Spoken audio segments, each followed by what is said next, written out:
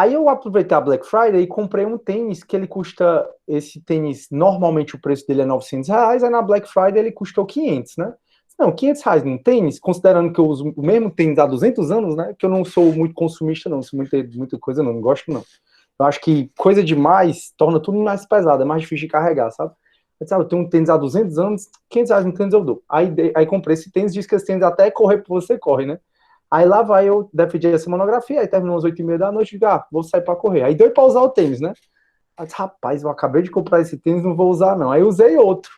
Só que esse outro não era muito bom pra correr. Minha gente, no dia seguinte eu tinha dor na lombar, na frente, de um lado, do outro, todo quengado. Digo, rapaz, não vou parar de ficar mazelado esse mês, não.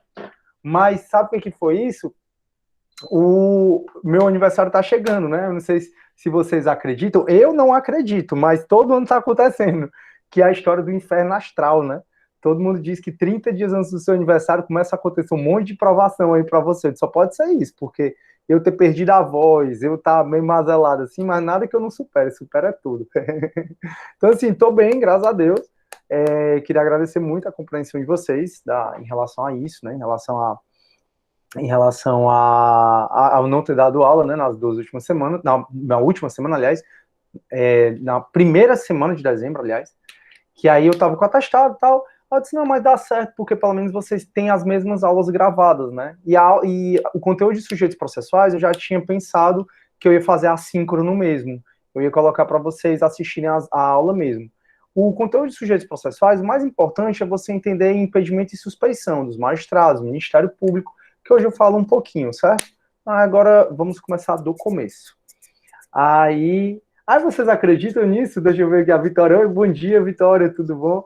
Aí a Isaide, bom dia, pode ser, show. A Andresa, já tinha feito 2 vezes a disciplina com o senhor ao mesmo tempo. E o senhor durante o semestre inteiro nunca faltou. Pois é, Andresa, eu nunca falto, eu não lembro o dia que eu faltei aula. Aí quando foi, esse inferno astral foi forte dessa vez, né, Andresa? Aí ele me fez faltar, foi 2 aulas de uma vez. Não lembro, pessoal, sério mesmo, de 13 anos que eu sou professor, eu não lembro o dia que eu faltei. Eu não sei se eu falei para a turma de vocês, teve um dia que eu fui atropelado, tava andando de bicicleta, fui atropelado, fui para o hospital, quase morro por conta de um choque anafilático aí, não sei se é choque anafilático que fala, mas de um remédio que eles me deram, um tal de Tramal, que aí minha pressão desceu para, não vou lembrar direito, mas desceu que apagou tudo, eu ia embora. E aí me reanimaram e tal, aí dia seguinte eu tinha que dar aula, ninguém quer saber. Aí eu saí do hospital, vim para casa e tal, aí eu tinha que dar aula em cursinho. Aí eu fui, no caminho do cursinho, passei num canto, comprei uma muleta e fui dar aula. E continuei dando aula normal, com atestado de 15 dias. Eu digo, não, eu tenho condição de dar aula, eu vou dar aula. Mas realmente, essa primeira semana de dezembro, a Genética que fala comigo, ela viu, eu não tinha voz, dizendo, né, vou gravar esse áudio aqui pra tu ver como eu não tenho mais voz nenhuma. Aí o inferno astral foi forte, foi muito forte. A graça de estar chegando, meu aniversário é daqui a quantos dias, meu Deus? 10 dias, Hoje é de 14, 11 dias. Ó, dia 25 de dezembro acaba tudo, vai dar certo, né? Comédia. Aí a Luciana, tudo bem? Só bem cansada? Imagino, tá todo mundo cansado. Até tomar essas aulas, eu acho que tá cansado o professor, os alunos, todo mundo. O professor, principalmente porque a gente não para de falar, né? Em sala de aula, você levanta a mão, você conversa. Enquanto você levanta a mão e pergunta e fala, a gente está com a garganta descansando, está bebendo água. Aqui, a aula online, pra vocês verem, né? Todo mundo que interagiu agora, que é muito legal, foi tudo pelo chat. Então, eu não paro de falar. E você também não para de me ouvir. Então, não tem a quebra, né? Então, tá todo mundo cansado mesmo. A Isaíde, os astros parecem que conspiram para fazer um teste para saber se estamos prontos para a nova primavera. A Isaíde, ela tá bem filósofa. Muito bom, Isaíde. Bem astróloga, né, também. Muito bom, Isaíde, gostei. Aí, André, kkkk, o trauma é muito forte. Pois é, porque... E assim, eu fui atropelado, eu não ia para o hospital, porque eu não gosto de hospital, não tomo remédio, não vou para médico. Quer dizer, vou para médico, eu vou para uma médica, que é uma clínica geral. Uma vez por ano, eu acho assim, eu fico louco para voltar para ela, porque a médica é incrível, e ela olha tudo, ela checa tudo, aí eu vou uma vez por ano. Mas assim, o resto eu evito demais ir para médico. Aí eu disse, não vou para o hospital, não vou para o hospital. Só me convenceram a ir para o hospital, disseram assim, Cidinha, mas imagina aí se você fraturou sua perna, porque eu fiquei com um roxão aqui na perna, enorme, na coxa. Aí imagina se você fraturou e isso aí não cicatriza direito seu osso, aí você nunca mais vai conseguir fazer esporte, não sei o quê. Eu disse, né, vou pro hospital. Aí fui pro hospital, foi pior que ser atropelado, porque quase que eu moro não era nem do atropelamento, foi desse tramal aí que eu tive alergia, eu acho. Eu acho que não sei nem se eu tive alergia, sabe, Luciano? Eu acho que foi mais. ah, eu acho que foi muito rápido. O cara, eu acho que é um remédio muito forte. Isso é um leigo falando, tá? E a sensação que eu tenho é que o remédio era muito forte, e ao invés de ir colocando devagar, o enfermeiro, um técnico, não sei, ele colocou muito rápido. E eu também sou meio agoniado, né? A pessoa deve ter dito, vixe, você é muito agoniado, vou logo botar para ele logo embora. Aí eu acho que foi isso. Aí a Luciana, mas só posso tomar esse medicamento? É, forte que só. A Isaíde, eu sou do Shalom, que legal. Mas o Shalom, pessoal, fala, Felipe. Felipe aparecendo aí. E aí, cara, 100%? Tudo bom, professor? Tudo bom, cara? Seja bem-vindo. Aí a Isaíde é do Shalom. Eu dou aula no Prime, né? Que é do lado do Shalom. Aí às vezes eu dou aula quinta-noite lá, tá lá o pessoal do Shalom cantando, adorando, dou maior valor. Mas eu não sei se o pessoal do Shalom acredita muito em astros, não, viu, Isaíde? Depois tu me diz aí, tu sabe mais que eu, não sei não. Pra ser bem sério. Hum. Então vamos lá. Turma, seguinte, eu vou concluir competência, tá, com vocês na aula de hoje, rapidinho. Pois é, a gente tá dizendo que não acredita, sabe? Nossa. Foi só você que é uma heresia, né? Já imaginei. Porque eu dou aula, né, da filosofia da Idade Média, eles não acreditam nessas coisas, não. Mas, enfim, tu tava inspirado, né? Resolveu compartilhar com a gente. Ah, ela é bem eclética. Muito bem, Zaid. Bom na vida é isso, aproveitar tudo. Show. Turma, então hoje eu vou terminar a competência. Para a gente terminar a competência, só falta eu falar um pouco de conexão e continência. Depois que eu terminar a competência, eu falo rapidamente sobre sujeitos processuais. Rapidinho mesmo, porque vocês têm uma aula todinha sobre isso. E aí eu corrijo a prova com vocês, tá? Se a gente passar hoje um pouquinho de 11 horas, não tem problema, não tem mais chamada, essa aula vai ficar gravada, certo? Mas eu queria fazer esses três pontos com vocês. Terminar a competência, que eu imagino que vocês já devam ter assistido a aula, então provavelmente vai ser mais rápido. Terminar não, né? Falar um pouco sobre sujeitos processuais, só para você ter uma noção e assistir a aula. Sujeitos processuais não é uma matéria que tem jurisprudência. De 1941 até hoje, não tem muita coisa, que quase não alterou os sujeitos processuais. Então, assim, é uma matéria super tranquila para você estudar. É uma matéria que você vê, estuda de forma inteira geral de processo. E aí eu corrijo a prova com vocês. Se tiver uma questão para anular, a gente anula, não também não é problema. Eu, por mim, anulava todas para todo mundo tirar 10. E aí termina o nosso semestre. Fechou? Então, vamos lá. Vou começar a compartilhar minha tela, turma. Vou pegar aqui o CPP, compartilhar minha tela, para a gente começar. E ainda bem que o Google voltou a funcionar, né? Eu já estava assustado. Eu já estava abrindo uma reunião no Zoom para a gente falar, mas o Zoom diz que ele é um programa espião, né? Eu não uso muito o Zoom, não gosto. Dizem nas malas línguas que ele é um programa espião, porque tem certos apps que a gente instala que ele fica mandando informações para fora, né?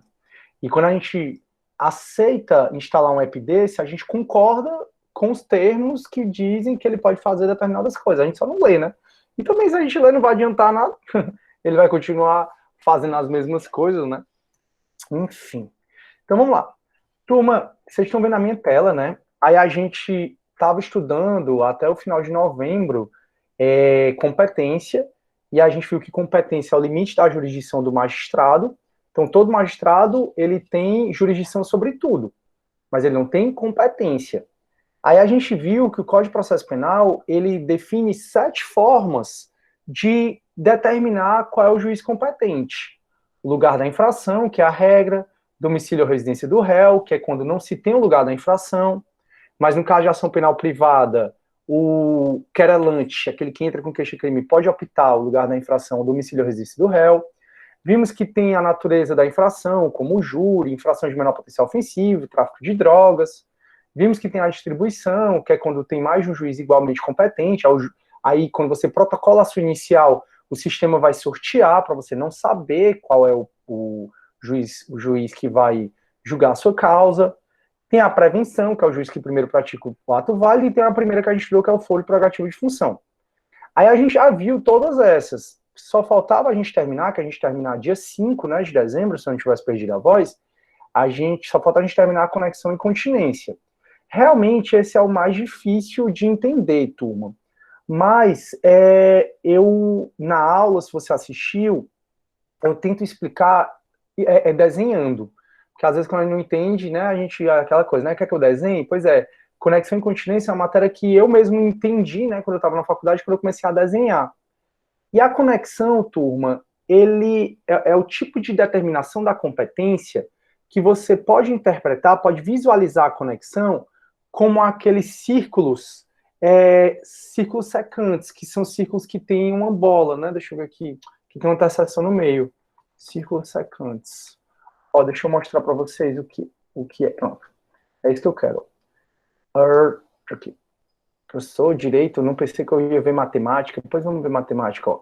Turma, estão vendo aqui esse ciclo, ó, esses dois círculos? O que seria a conexão e a continência, tá? A conexão, que é a que eu vou falar agora primeiro, ela só tem razão de existir quando tem dois ou mais casos, dois ou mais processos, dois ou mais crimes, dois ou mais acusados, a gente vai sempre ver isso. Então tem dois ou mais processos. Imagina que esse aqui, ó, onde tem moral, é o processo 1. Imagina onde tem direito, é o processo 2. Aí, a conexão, como é que eu quero que você entenda a conexão? São dois processos que, em tese, poderiam ser julgados separados. Contudo, tem algo em comum entre esses dois processos. Como tem algo em comum entre esses dois processos, vai haver a reunião do processo e julgamento. Professor, eu não entendi. Tanto a conexão como a continência, elas vão implicar necessariamente a reunião de processos e julgamentos. Então, tanto a conexão como a conexão e a continência, elas vão implicar a reunião do processo e julgamento. Então, é só um juiz, é só um tribunal que vai julgar todos aqueles casos. Isso vale para a conexão e para a continência. Aí eu estou falando primeiro da conexão. A conexão, ela tem dois ou mais processos que poderiam ser julgados separados. Mas como tem algo que é comum entre esses processos, professor, e o que é esse algo? Já eu digo. Aí vai implicar em reunião do processo de julgamento. Então, por exemplo, os Nardoni, eles mataram a Isabela Nardoni. E os Nardoni poderiam cada um ter sido julgados em processos separados. Então está aqui um processo do Nardoni pai, está aqui da madrasta. Mas como tem algo que os liga, que é o concurso de pessoas, eles foram julgados juntos. Então, toda vez que tiver concurso de pessoas, cada um poderia ter sido julgado em processos separados. Mas como eles agiram em concurso de pessoas, o concurso de pessoas é uma conexão. Vai haver conexão, vai reunir o processo e foram julgados só por um tribunal, só por um júri. Outro exemplo, pessoal, do Nardoni, também tem conexão no Nardoni, porque eles mataram a Isabela Nardoni e cometeram fraude processual. A fraude processual, ela foi cometida para esconder o homicídio da Isabela Nardoni. Quando um crime é praticado para ocultar o outro, para garantir a impunidade do outro, a vantagem do outro, a gente tem conexão, como a gente vai ver. Então, seria perfeitamente possível os Nardonis terem sido julgados pelo homicídio da Isabela Nardoni num processo e terem sido julgados pela fraude processual em outro processo. Só que a gente vai ver as três causas de conexão, que é essa relação aqui, e que elas implicam, ó, vamos reunir o processo e vamos julgar tudo junto. Então, os Nardoni foram julgados juntos, tanto o pai e a madrasta, por quê? Porque houve conexão intersubjetiva por concurso. Juntam e vai. Então, toda vez que tiver duas ou mais pessoas em concurso de pessoas, vai ter conexão intersubjetiva por concurso. Já eles foram julgados por dois crimes no mesmo processo, porque houve conexão objetiva, que é o que a gente vai ver agora. Então, a conexão e a continência, elas vão implicar em reunião do processo e do julgamento, ou seja, junta todos os processos e só um juiz julga, só um tribunal julga. A conexão, em tese, são situações que dá para ser julgados separados. Já a continência é uma situação dessa aqui, ó. A continência não vai dar para ser julgado separado, porque um processo está dentro do outro. Então, não vai dar para ser julgado separado. Para eu não começar a confundir vocês falando de continência, porque continência eu quero só que você visualize como é a continência, que é um círculo dentro do outro, eu vou começar falando de conexão. Então, conexão são dois processos que perfeitamente poderiam ser julgados de maneira separada, contudo tem algo que os une, que é exatamente o artigo 76. Esse algo que os une faz com que os processos sejam reunidos e haja a unificação do processo de julgamento. Professor, entendi. Então, aqui está aqui um processo 1, está aqui o processo 2. Como tem conexão entre eles, eles vão ser reunidos e julgados pelo mesmo tribunal, é isso? É. E o que é que une esses processos? O inciso 1, pessoal, a gente tem o chamado conexão intersubjetiva. Inciso 1, a gente tem a conexão intersubjetiva. O 2, a gente tem a conexão objetiva. Então, o artigo 76, que vai falar da conexão, tá? Ele vai falar assim, ó.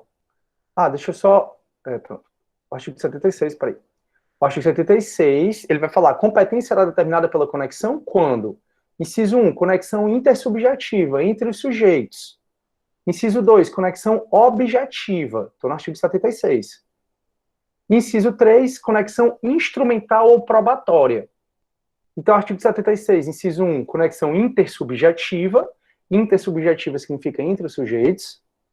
Inciso 2 significa conexão objetiva.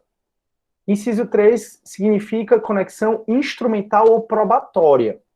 Eu vou de baixo para cima, tá bom, turma? Já vejo se vocês têm dúvidas. Se tiver dúvida que tá urgente, é só ligar o microfone.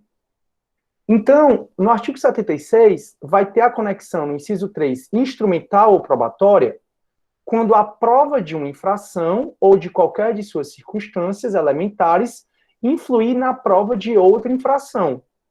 Em outras palavras, seria perfeitamente possível os processos serem julgados separados.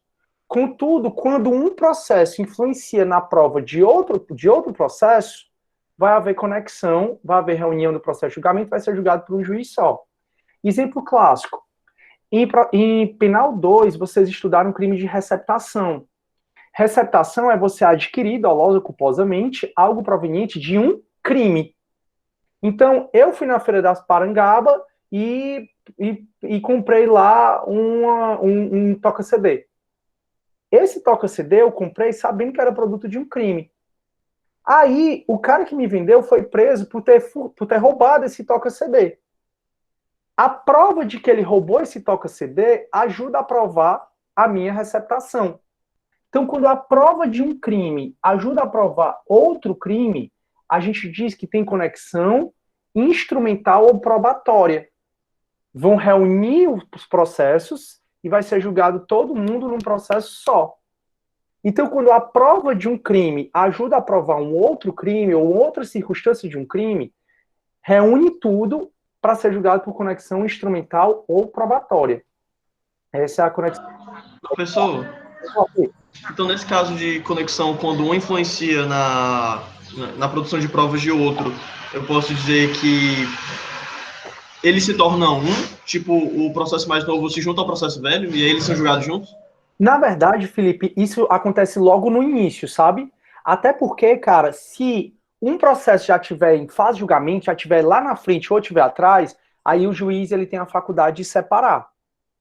A conexão é sempre, o juiz tenta sempre olhar a conexão e a continência logo no início do processo. Mas às vezes ele fica sabendo só depois, como é o exemplo que tu tá me falando. Tem um processo lá na frente e tem um processo que começou agora, e um influencia na prova do outro. Aí, nesse caso, quando eles estão em estágios diferentes, Felipe, o juiz vai ter a faculdade de avocar o processo para os dois correrem juntos, ou, se tiver em fase diferente, ele diz assim, não, mesmo que haja conexão, eu vou deixar separadinho mesmo. Eu vou já falar sobre isso. Avocar é quando junta, né? Avocar é ele chamar para ele. Quando a gente diz assim, o juiz avocou um processo, ele está chamando o processo para ele, o juiz está querendo trabalhar. Então, eu sou juiz, tu é juiz, Felipe, eu juiz, Sidney, te mando um ofício avocando o processo para mim.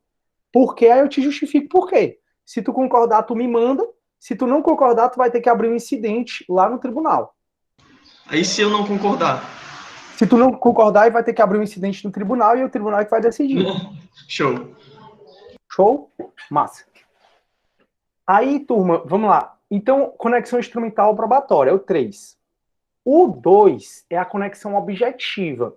Na conexão objetiva, é aquele caso que eu falei para vocês, dos Nardoni, que um crime, né, a fraude processual, eu não sei se vocês lembram, eles mataram a Isabela Nardoni e eles fingiram, tentaram simular para para enganar o perito, para dizer que, na verdade, alguém entrou lá e jogou a Isabela Nardoni.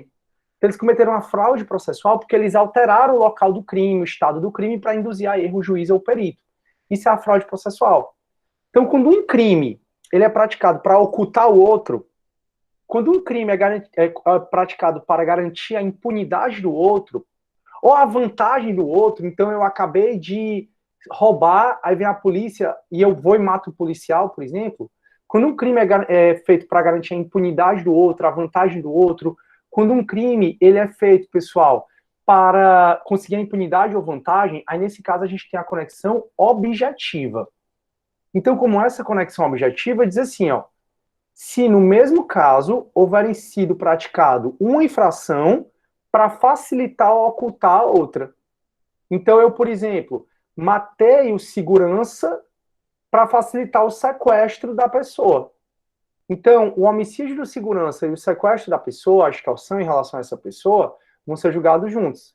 Então, quando uma infração é feita para facilitar a outra, aí eu tenho conexão objetiva. Ou então para ocultar a outra, que foi o caso dos Nardoni.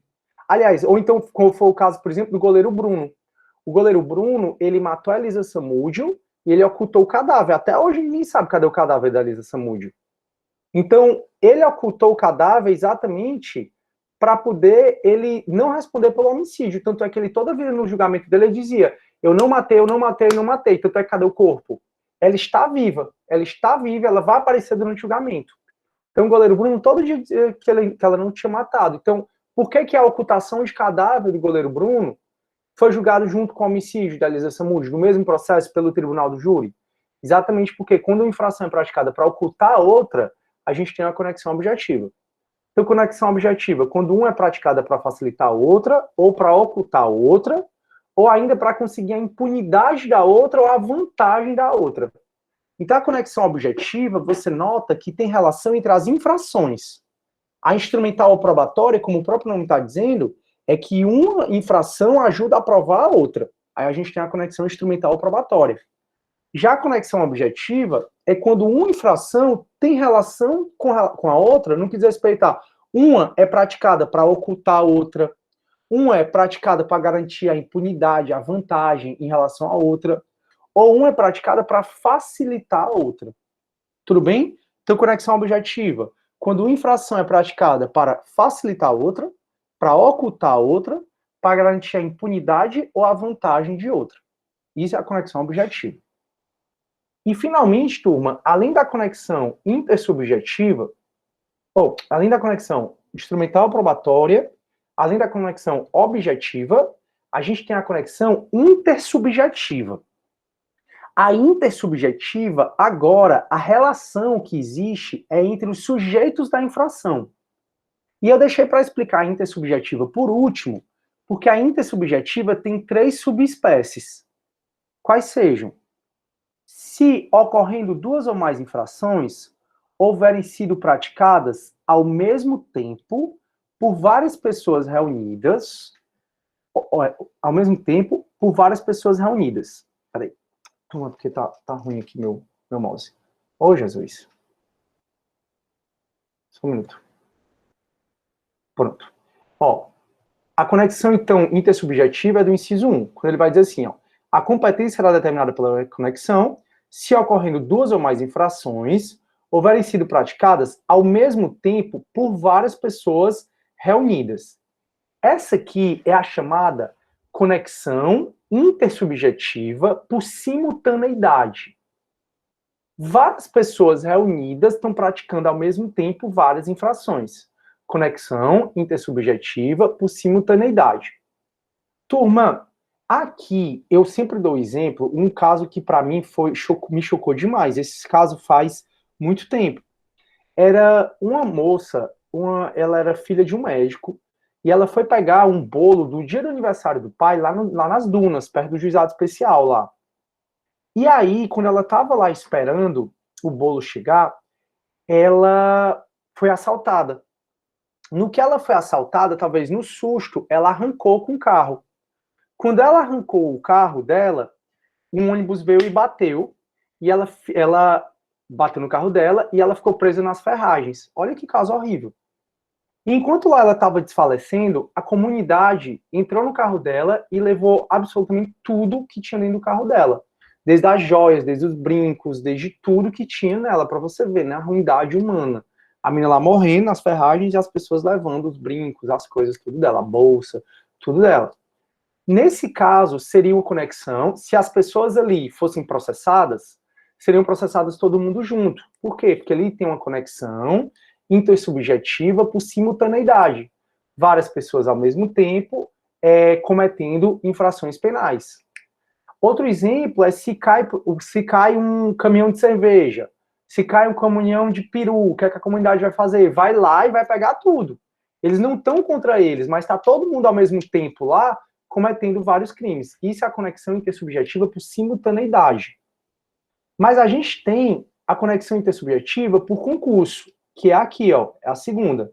Por várias pessoas em concurso, embora diverso o tempo e o lugar. Então, a conexão por concurso, ela chega aqui, ó, por várias pessoas em concurso, embora diverso tempo e lugar. Quando tem concurso de pessoas, a gente sempre vai ter conexão, tá? Que é a conexão intersubjetiva por concurso. Então, por que que na Lava Jato tem eu não lembro mais quantos, mas por que que no Mensalão, por exemplo, tiveram 35 réus? Exatamente porque eles estavam em concurso. Toda vida que tiver concurso de pessoas, que você estudar em Penal 1, no artigo 29 do Código Penal, toda vida que tiver concurso de pessoas, vai haver conexão. E a conexão ela vai implicar em reunião do processo de julgamento. E quando tem por concurso, não precisa ser ao mesmo tempo e lugar, quando tem concurso.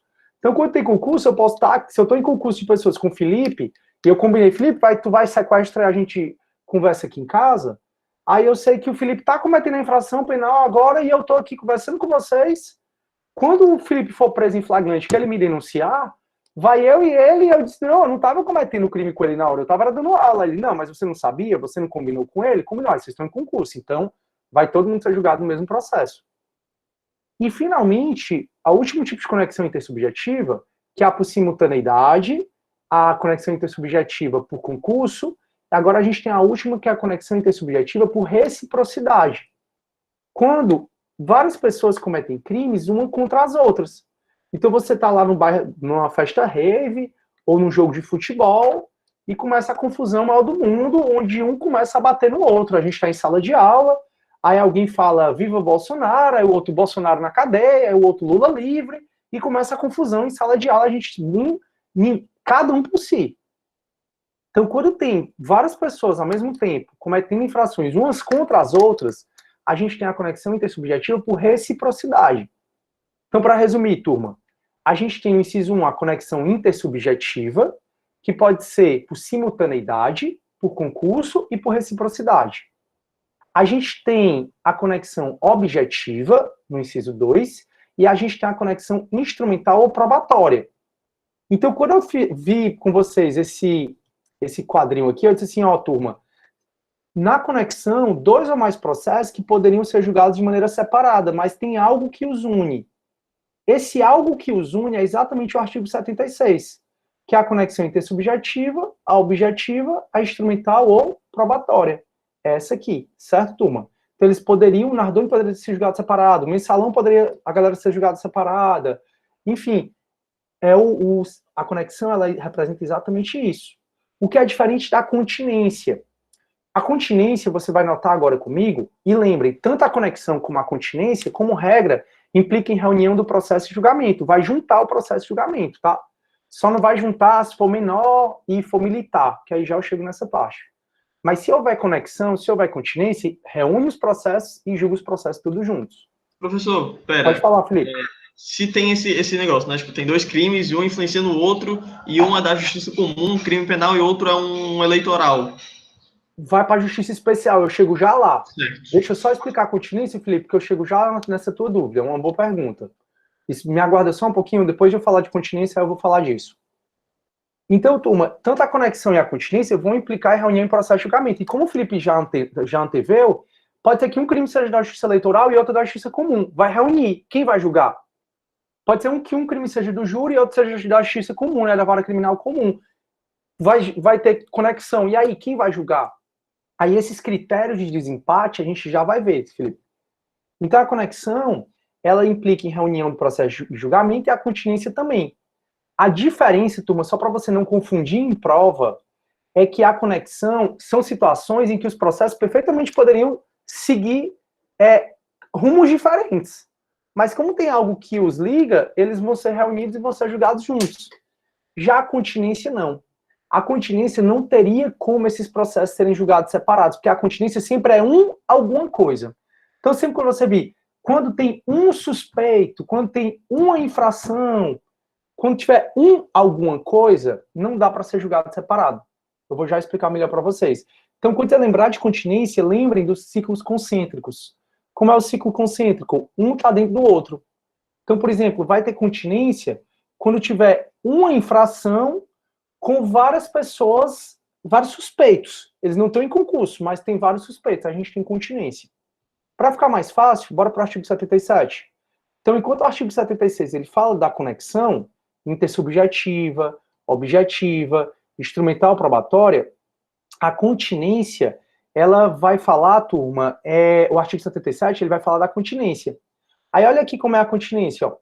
A competência será determinada pela continência quando, 2 ou mais pessoas forem acusadas pela mesma infração. Imagina aí uma cela de um presídio, turma. Uma cela de um presídio tem 10 pessoas, por exemplo. Um apareceu morto.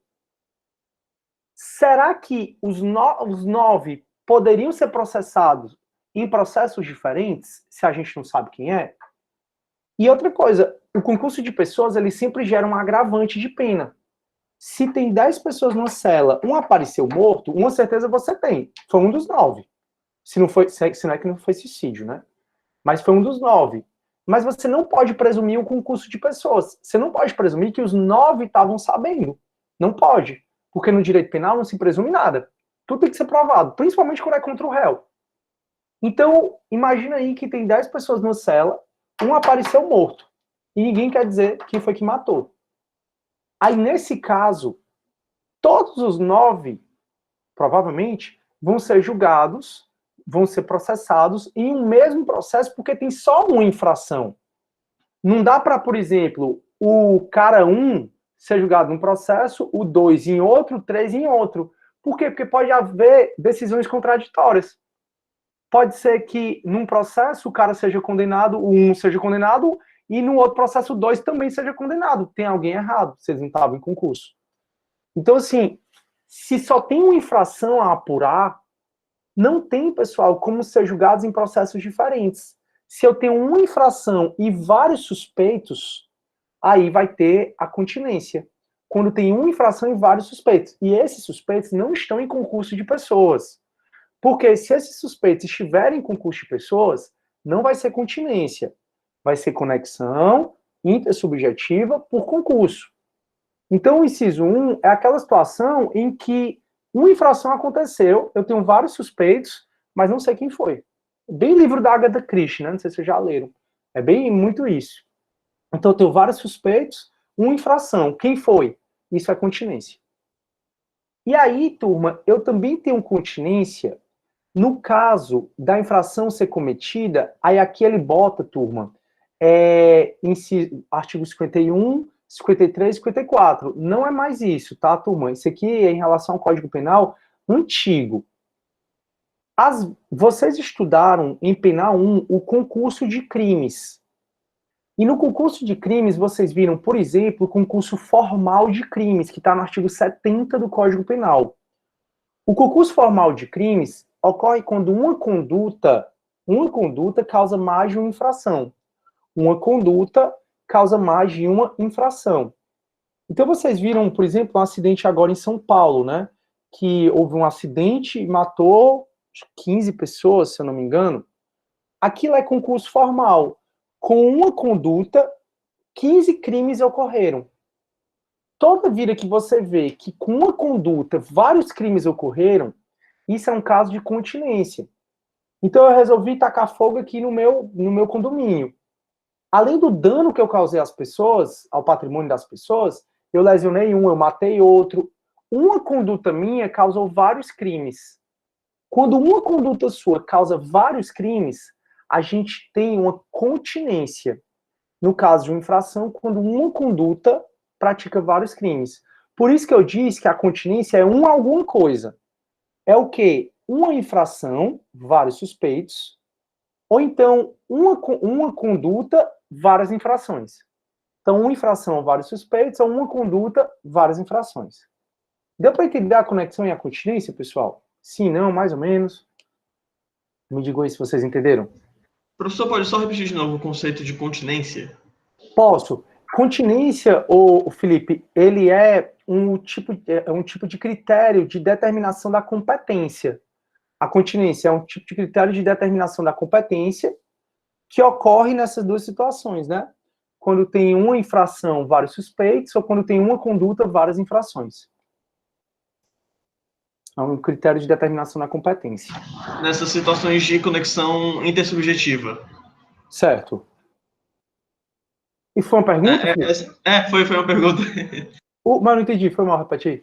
Essa é só nesses casos, se a continência é nesses casos de conexão intersubjetiva. Não, conexão é uma coisa, continência é outra, tá? Se é continência, não é conexão. Se é conexão, não é continência. Quando é que vai ser conexão? Quando vai ser a conexão intersubjetiva, a objetiva, a instrumental, a probatória.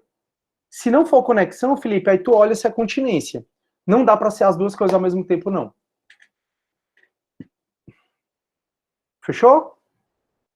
Aí, Felipe, eu, como prometido, venho para a tua dúvida agora. Professor, na conexão, por exemplo, ou mesmo na continência, a gente nota que tem 2 ou mais crimes que poderiam ter sido de competências diferentes. Então, por exemplo, no caso dos Nardoni, eu tenho um homicídio da Isabela Nardoni, que é do júri, e eu tenho uma fraude processual, que é da vara criminal comum.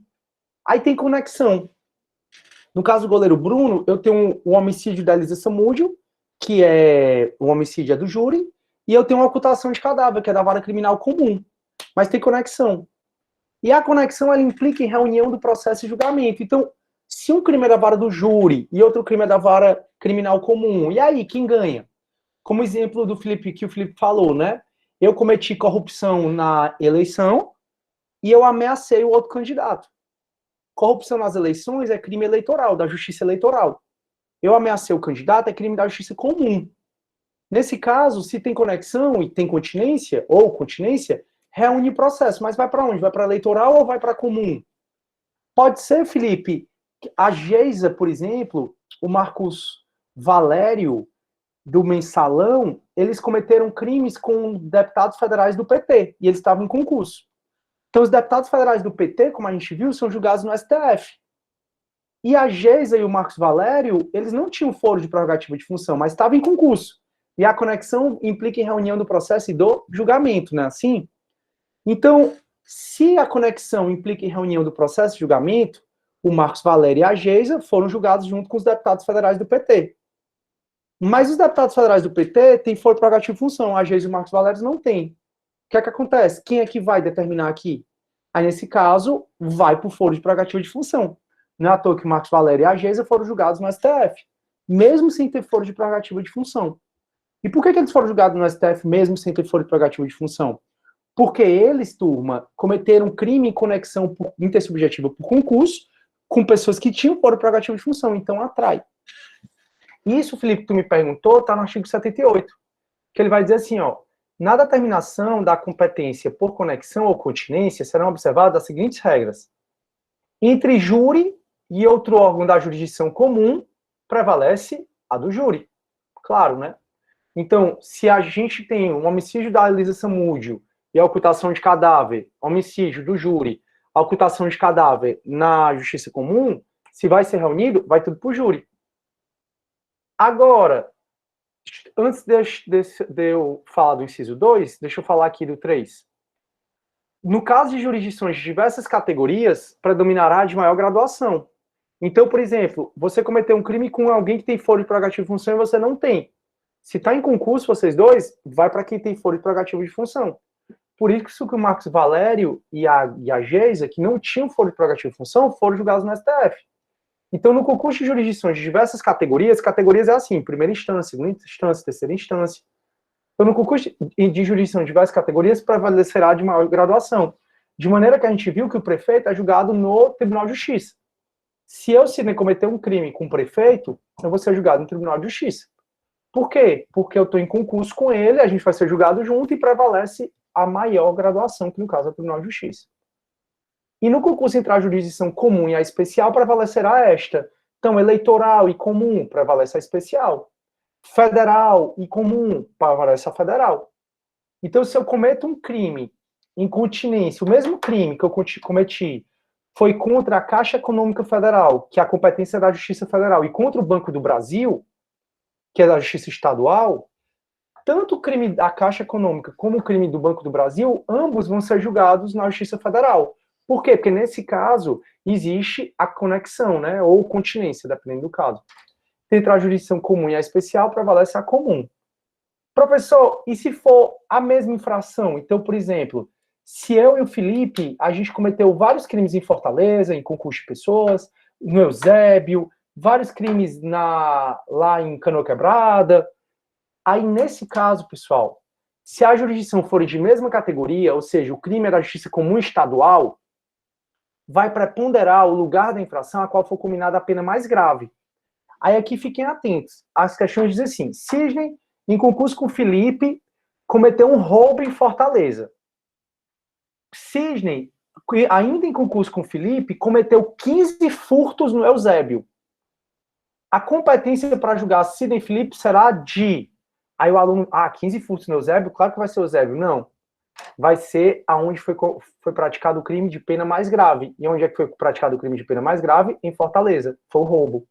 Então, turma, se todos os crimes forem da competência da justiça estadual, por exemplo, ou federal, todos os crimes de primeira instância, o que é que vai determinar qual é o juiz que vai ser competente? Vai ser o lugar onde foi cometida a pena mais grave. Então, se eu cometi um roubo com o Felipe aqui em Fortaleza e 15 furtos com ele no Eusébio, a gente vai ser julgado em Fortaleza, porque foi em Fortaleza que houve o crime mais grave, de pena mais grave. Contudo, pessoal, se forem iguais os crimes, então foi um furto em Fortaleza e 15 furtos no Eusébio, agora vai ser Eusébio. Por quê? Prevalecerá do lugar o que tiver ocorrido o maior número de infrações, se as respectivas penas forem de igual gravidade. Então, quando tem vários crimes em cidades diferentes, e tudo é da justiça comum estadual, por exemplo, quem vai julgar? A cidade onde teve praticado o crime de maior pena. Professor, mas as penas dos crimes são tudo igual. Então, a cidade onde foi praticado o maior número de crimes. Então, se foi um em Fortaleza, um furto em Fortaleza e 15 no Eusébio, vai ser... desculpa. Se foi um furto em Fortaleza e 15 furtos no Eusébio, vai ser Eusébio. Que aí as penas são iguais.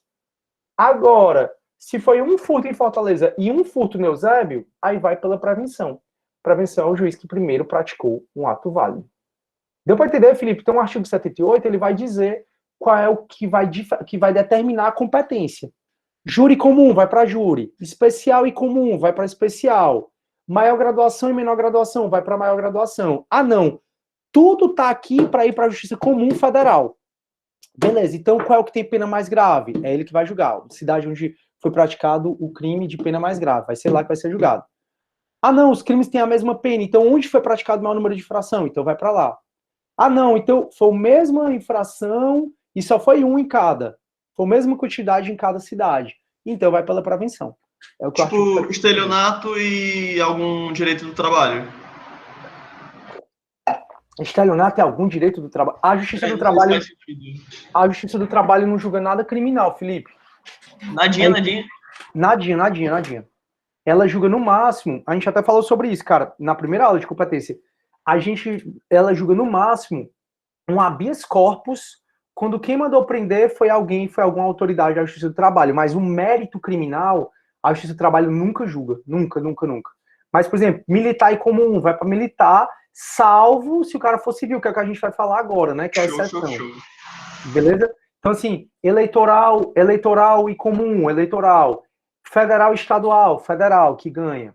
Então, sempre a mais especial vai ganhar, certo? Agora, chegou num ponto que você viu, não, é tudo da estadual. Tudo da estadual? Então vamos ver, onde foi praticado o crime de maior pena? Vai ser lá que vai ser julgado. Não, é o mesmo crime, igual pena, tudinho. Então, onde foi praticado o maior número de infrações. Aí vai para lá. Ah, não, o mesmo crime e a mesma quantidade nas cidades. Então vai pela prevenção. Tranquilo, pessoal? Aí, até aí? Acho que estão tranquila, né? Show. Aí, turma, no 79, ele vai falar assim, que a conexão e continência importam em unidade do processo de julgamento, salvo justiça comum e militar. Aqui, a justiça militar, turma, ela está até passando por várias modificações na competência dela, certo? Mas como a gente não estuda o Código de Processo Penal Militar, é por isso que eu não trago isso para vocês. Mas o militar, ele não deve ser julgado como civil, e nem o civil deve ser julgado por militar, como militar. Então, em rápidas palavras, se um crime for a competência da justiça militar, porque o cara é militar e cometeu um crime propriamente militar, ele vai ser julgado na justiça militar, e o civil vai ser julgado na justiça comum. Porque militar não pode ser julgado como civil e civil não pode ser julgado como militar. Em outras palavras, não vai haver reunião do processo de julgamento nesse caso, vai haver separação do processo de julgamento nesse caso.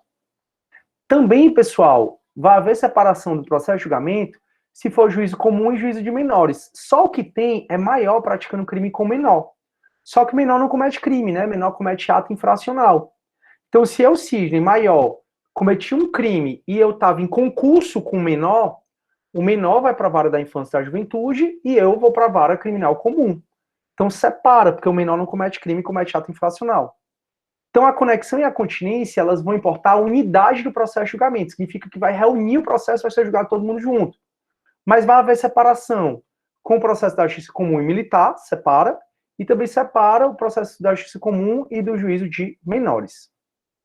Aí, cessará em qualquer momento a unidade do processo de julgamento em relação a algum corréu que sobrevier à inimputabilidade, sobrevier à doença mental. Galera, vocês vão aprender, se vocês fizerem processo penal 3, que é uma optativa, que eu não sei nem se está sendo ofertado, mas se no decorrer de um processo criminal sobrevém a você uma doença mental, o processo pode ficar suspenso. E isso acaba acontecendo, né? Muitas vezes não, mas algumas vezes o cara, durante o processo criminal, ficou doido. Então, se eu tô sendo processado junto com o Felipe, eu e o Felipe estamos sendo processados pelo roubo que a gente cometeu na Unifor, e durante o processo eu fiquei doido, o processo para mim vai ficar suspenso e vai seguir contra o Felipe. O processo, o Felipe não vai poder ter o benefício da suspensão do processo, porque ele não ficou doido, quem ficou doido fui eu. E também eu não vou poder seguir o processo contra mim, porque se eu fiquei doido eu não posso me defender. E uma coisa básica do processo penal é a autodefesa, né? Você ter direito de se defender. Então, pessoal, se algum corréu, durante o processo, tá eu e o Felipe sendo julgados junto, aí algum sobreviveu doença mental, aí separa os processos, segue em relação ao outro réu e para em relação ao réu que ficou doente. Aí a unidade do processo não importa o julgamento se houver corréu foragido, que não possa ser julgado à sua revelia. Isso significa, pessoal, que se o cara fugiu, não conseguiu ser citado, não vai haver a unidade do processo de julgamento. Isso que tá falando. Então o cara fugiu, eu cometi um crime com o Felipe fugiu, nunca conseguiu ser citado. Aí eu fui citado. Cadê o Felipe? Ah, não sei, cadê? Então segue o processo só contra o Sidney, já que o Felipe não dá para processá-lo. Isso vai ficar mais claro no próximo mês, quando vocês entenderem a citação. Aí, será facultativa a separação dos processos quando as infrações tiverem sido praticadas em circunstâncias de tempo ou de lugares diferentes, ou quando pelo excessivo número de acusados e para não prorrogar o tempo de prisão provisória, ou por outro motivo relevante que o juiz reputar conveniente a separação. E aqui, Felipe, eu te respondo. Lembra que tu me perguntou, professor, tem um processo mais antigo e um mais novo. Aí vai juntar ainda assim? O juiz, ele tem a opção de separar os processos se ele achar conveniente. Então, aqui no artigo 80, a gente tem os casos de separação facultativa. No artigo 79, a gente tem 2 casos de separação obrigatória. Quais são os casos de separação obrigatória, mesmo que haja conexão e incontinência? Primeiro é se o juiz for comum e o outro for militar, e o outro é se o juiz for comum e justiça de menores. Então, militar e menores, separação obrigatória de processo. Já o artigo 80, ele vai falar quando a separação dos processos vai ser facultativa. Então, pode separar as infrações quando forem praticadas em circunstâncias de tempo e lugar diferentes. Então, eu e o Felipe, a gente cometeu um crime lá em São Paulo, a gente viajou para Fortaleza e cometeu outro crime. A gente estava em concurso de pessoas. Poxa, mas um foi lá em São Paulo, o outro foi aqui no Ceará. Vai reunir tudo? Se realmente foi tempo, lugar diferente, pode separar. Não é que vai separar, é uma separação facultativa. Ou quando tiver muito grande o número de acusados, e aí, se é muito grande o número de acusados, o processo vai demorar mais. Se eles estiverem presos preventivamente e forem grande número de acusados, o juiz pode separar, dizendo assim, olha, tem 30 acusados. Se cada um tiver um advogado, for exercer o direito de defesa, esse processo não vai acabar nunca e vocês vão ficar presos. Então vamos separar aqui.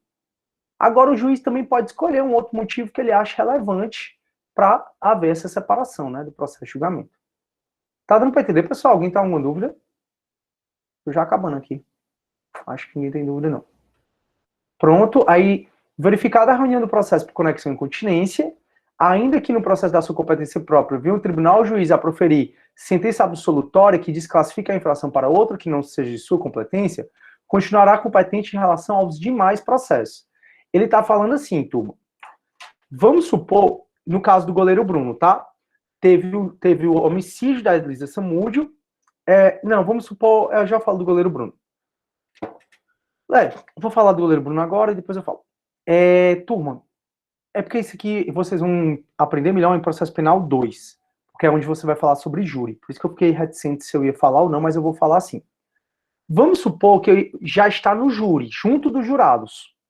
Junto dos jurados, o goleiro Bruno está sendo processado pelo homicídio da Elisa Samúdio e pela ocultação de cadáver, junto aos jurados. O que o artigo 81 está dizendo é que se o goleiro Bruno for absolvido pelo homicídio da Elisa Samúdio, se ele tivesse sido absolvido pelo homicídio da Elisa Samúdio, os jurados continuariam competentes para julgar a ocultação de cadáver.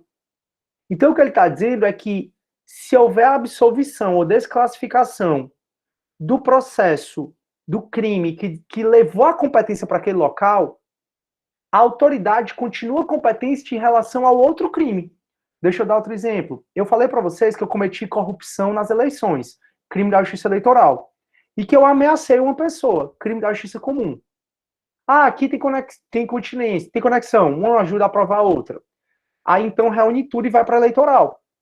O que o artigo 81 está dizendo é que se, ainda que eu seja absolvido pela corrupção na justiça eleitoral, a justiça eleitoral vai continuar competente em relação ao crime de ameaça, mesmo que não seja da competência dela. Outro exemplo. Oi? Pois é. Outro exemplo. Vamos supor que eu cometa um crime com o prefeito. Eu e o prefeito, a gente cometeu corrupção passiva. Aí a gente vai ser julgado no TJ, né? Já que o prefeito vai ser julgado no TJ, o prefeito vai me arrastar para ser julgado com ele. O prefeito foi absolvido. Mesmo o prefeito tendo sido absolvido, o Tribunal de Justiça continua competente para me julgar, mesmo que o prefeito tenha sido absolvido. E eu, Sidney, só estou sendo julgado no TJ porque o prefeito me arrastou. Mas o prefeito foi absolvido. Eu continuo sendo competente, o TJ continua sendo competente para me julgar. Ó. Veja o que ele está dizendo. Verificada a reunião do processo por conexão continência, ainda que no processo da sua competência originária venha o juiz a tribunal a proferir sentença absolutória ou que desclassifica a infração para outra que não se inclui na competência, aqui, ó, continuará competente em relação aos demais processos. Então, uma vez que foi reunido o processo de julgamento, turma, vai morrer ali, vai ser decidido tudo ali. Ainda que houve conexão e incontinência, reunir os processos, mesmo que da competência originária, mesmo o crime da competência originária tendo sido absolvido, o tribunal, a justiça especial, a justiça federal continua competente em relação a todos os outros processos. Professor, pode falar, Felipe. Nessas últimas eleições, assim, como eu acho que em muitas, ou em todas, sempre tem vereador, candidatos assim morrendo, né? E aí eu fico pensando, tipo, quando tem essa conexão, e aí vai junto tudo para uma vara de eleitoral, digamos assim. Isso, o que você acha disso? Tipo, isso é bom, isso é positivo, que o juiz eleitoral julgue esse crime? Cara, sabe por quê? Porque as infrações, a conexão e a continência existem para ajudar a elucidar melhor ainda as infrações. E no processo penal existe a busca da verdade real, né? Então, o fato de haver essa reunião é para dar mais elementos para o juiz conseguir fazer uma condenação justa, uma absolução justa, um julgamento justo. E aí eu acho super positivo. E o fato de, mesmo no crime da competência originária dele ser absolvido, ele continuar competente em relação aos demais delitos, eu acho também interessante, porque se ele remeter o processo para outro juiz, fere o juiz natural, atrasa o processo e vem a prescrição. Então, assim, se eu estou sendo julgado com o prefeito, eu, Cid, não tenho foro prerrogativo de função, o prefeito tem, o TJ absolveu o prefeito, eu acho super válido que eu continue sendo julgado no TJ. Por quê? Porque se for para remeter o processo para a primeira vara, aí, meu amigo, o crime vai prescrever certeza e vai reinar impunidade. Entendi. Obrigado. Nada. O parágrafo único, mas sobre a primeira fase do tribunal do júri, eu vou me abster de explicar, mas não tenham dúvidas que proximamente vocês vão estudar júri e a professora vai falar da primeira fase e da segunda fase. Aí o artigo 82 vai dizer assim, ó, se não obstante a conexão e a continência forem instaurados processos diferentes, a autoridade de jurisdição prevalecente deverá avocar o processo que corram perante outros juízes. Então está dizendo assim, tinha conexão e continência, mas ninguém se atentou. Então o processo foi correr na justiça eleitoral e o outro que tinha conexão foi correr na justiça comum. Se o juiz eleitoral ficar sabendo que houve a conexão, mas que está sendo julgado em outro processo, ele vai avocar o processo, salvo se já tiver sentença definitiva. Ou seja, o juiz que notou que deveria estar sendo julgado tudo, ele está julgando tudo, ele só não vai chamar se já tiver sentença definitiva, né? Sentença que o trânsito é julgado. Neste caso, a unidade do processo só se dará depois, ulteriormente, para efeito de soma ou unificação das penas. Então, o artigo 82 está dizendo assim, ó, o juiz que notar, tem conexão e incontinência, mas ainda assim ninguém se atentou, estão correndo processos diferentes. O juiz que notar que houve conexão ou continência, mas que os processos estão sendo julgados separados, o juiz que notar e que for o competente para julgar, ele vai avocar o processo. Ele só não vai poder avocar o processo se esse outro processo já tiver sentença com trânsito julgado. Aí, nesse caso, que tiver sentença com trânsito julgado, o juiz que deveria estar avocado o processo, mas não consegue mais avocar, vai dar a condenação, aí lá na execução penal vai juntar os processos de novo, tão somente para efeito de soma ou unificação da pena. E aí, galera, me digam aí, deu para entender conexão, continência? Querem que eu repita alguma coisa? Vou aparecer aqui melhor para vocês. Sim, não? Me digam aí, por favor. Estou esperando as dúvidas da Vitória. As dúvidas dela são sempre pertinentes. As dúvidas da Vitória? Vamos, Vitória. É com você, Melinda.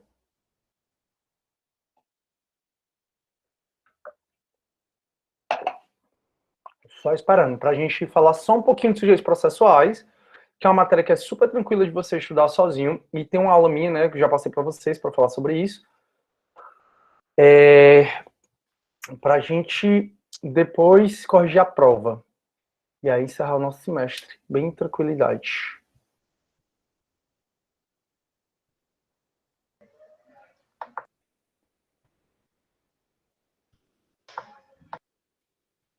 Pronto? Professor, ficou mais fácil de entender por causa do processo civil, foi tranquilo. Ah, legal. A teoria do processo, ela ajuda muito aqui. Pessoal, eu vou então compartilhar minha tela para a gente conversar um pouquinho sobre sujeitos processuais, certo? E depois disso eu vou falar da nossa provinha. Corrigir nossa prova, aí a gente encerra o nosso semestre. Show, prof. Show. Vou compartilhar minha tela aqui de novo, para a gente ir para o aula. Só um minuto. Pronto. Turma, existe uma matéria chamada sujeitos processuais, que, como o nome está dizendo, vai falar de sujeitos do processo. Existem os sujeitos processuais essenciais e os não essenciais. Como o próprio nome está dizendo, pessoal, os sujeitos processuais essenciais são aqueles que, sem eles, não vai haver processo. Então, não vai haver processo sem juiz, sem acusação e sem defesa. Então, quais são os sujeitos essenciais do processo?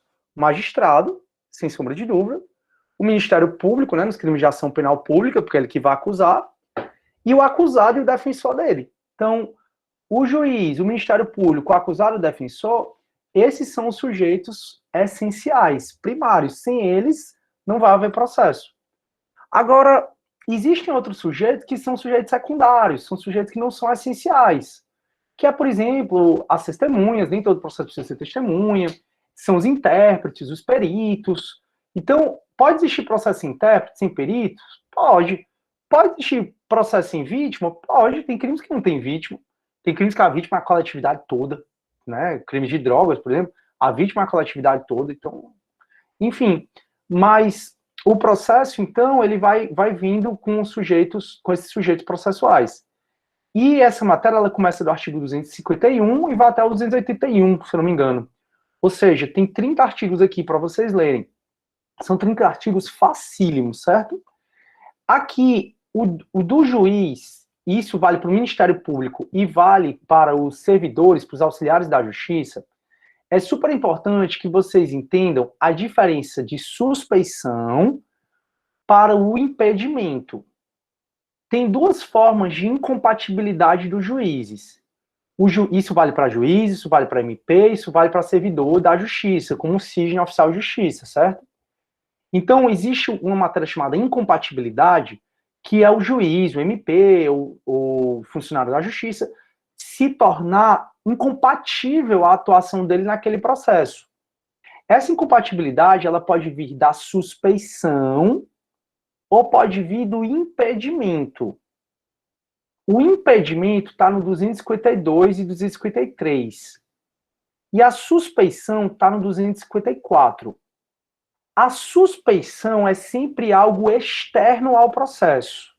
Suspeição é sempre algo externo ao processo.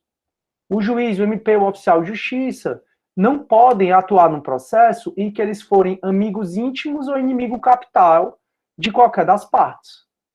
Então, eu não posso atuar no processo onde o meu amigo íntimo. Mas aqui, pessoal, não é meu amigo, é meu amigo íntimo. Não é meu inimigo, é meu inimigo capital, tá? Se o juiz não pudesse atuar em processo no qual ele é amigo das partes, ele não, eu acho que, não vou nem comentar. Mas, turma, então o juiz ele vai se dar suspeito quando ele for amigo íntimo. Amigo íntimo é aquele amigo que não é aquele amigo que você fala esporadicamente, não é aquela pessoa que você sorri, que uma vez é para jantar. Não, amigo íntimo é aquele que você tem amizade íntima mesmo, um inimigo capital. Então o juiz, o MP, os oficiais de justiça, os analistas, os técnicos, não podem atuar em processos em que ele seja amigo íntimo ou inimigo capital de qualquer das partes, onde ele, o cônjuge, ascendente e descendente, está respondendo a processo por fato análogo, sobre cujo caráter criminoso ainda haja controvérsia. Pessoal, tem até algumas situações no direito penal que não se sabe se é crime ou não.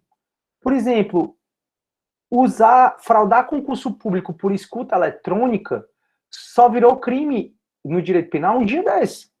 Um dia desse foi, sabe quando? 2000 como, meu Deus? 2012. Foi 2016, 2014, não foi? Não, eu acho que foi um pouquinho antes, Felipe, mas não faz muito tempo, não. Ou seja, quantos vestibulares de medicina, concursos públicos não foram fraudados e ninguém sabia se isso era crime ou não? Arma desmuniciada, né? Que, em tese, arma desmuniciada, que viu um STJ dizer que não é crime, às vezes viu um STF dizer que é crime, e aí arma desmuniciada, eu andei com arma desmuniciada. Então o juiz, ele não pode decidir um caso onde ele ou qualquer parente dele está respondendo por um fato análogo cujo caráter criminoso haja controvérsia.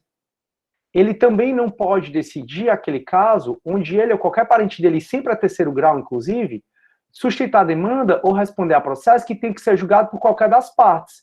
Em outras palavras, o juiz vai julgar um caso de um outro juiz. E é esse outro juiz que vai julgar a esposa dele, a esposa desse primeiro juiz, né? Então, o juiz A vai julgar um caso em que a parte é o juiz B. E esse juiz B vai julgar um caso da esposa do juiz A. Não pode, ele se torna suspeito para julgar. O juiz não pode julgar quando ele tiver aconselhado qualquer das partes.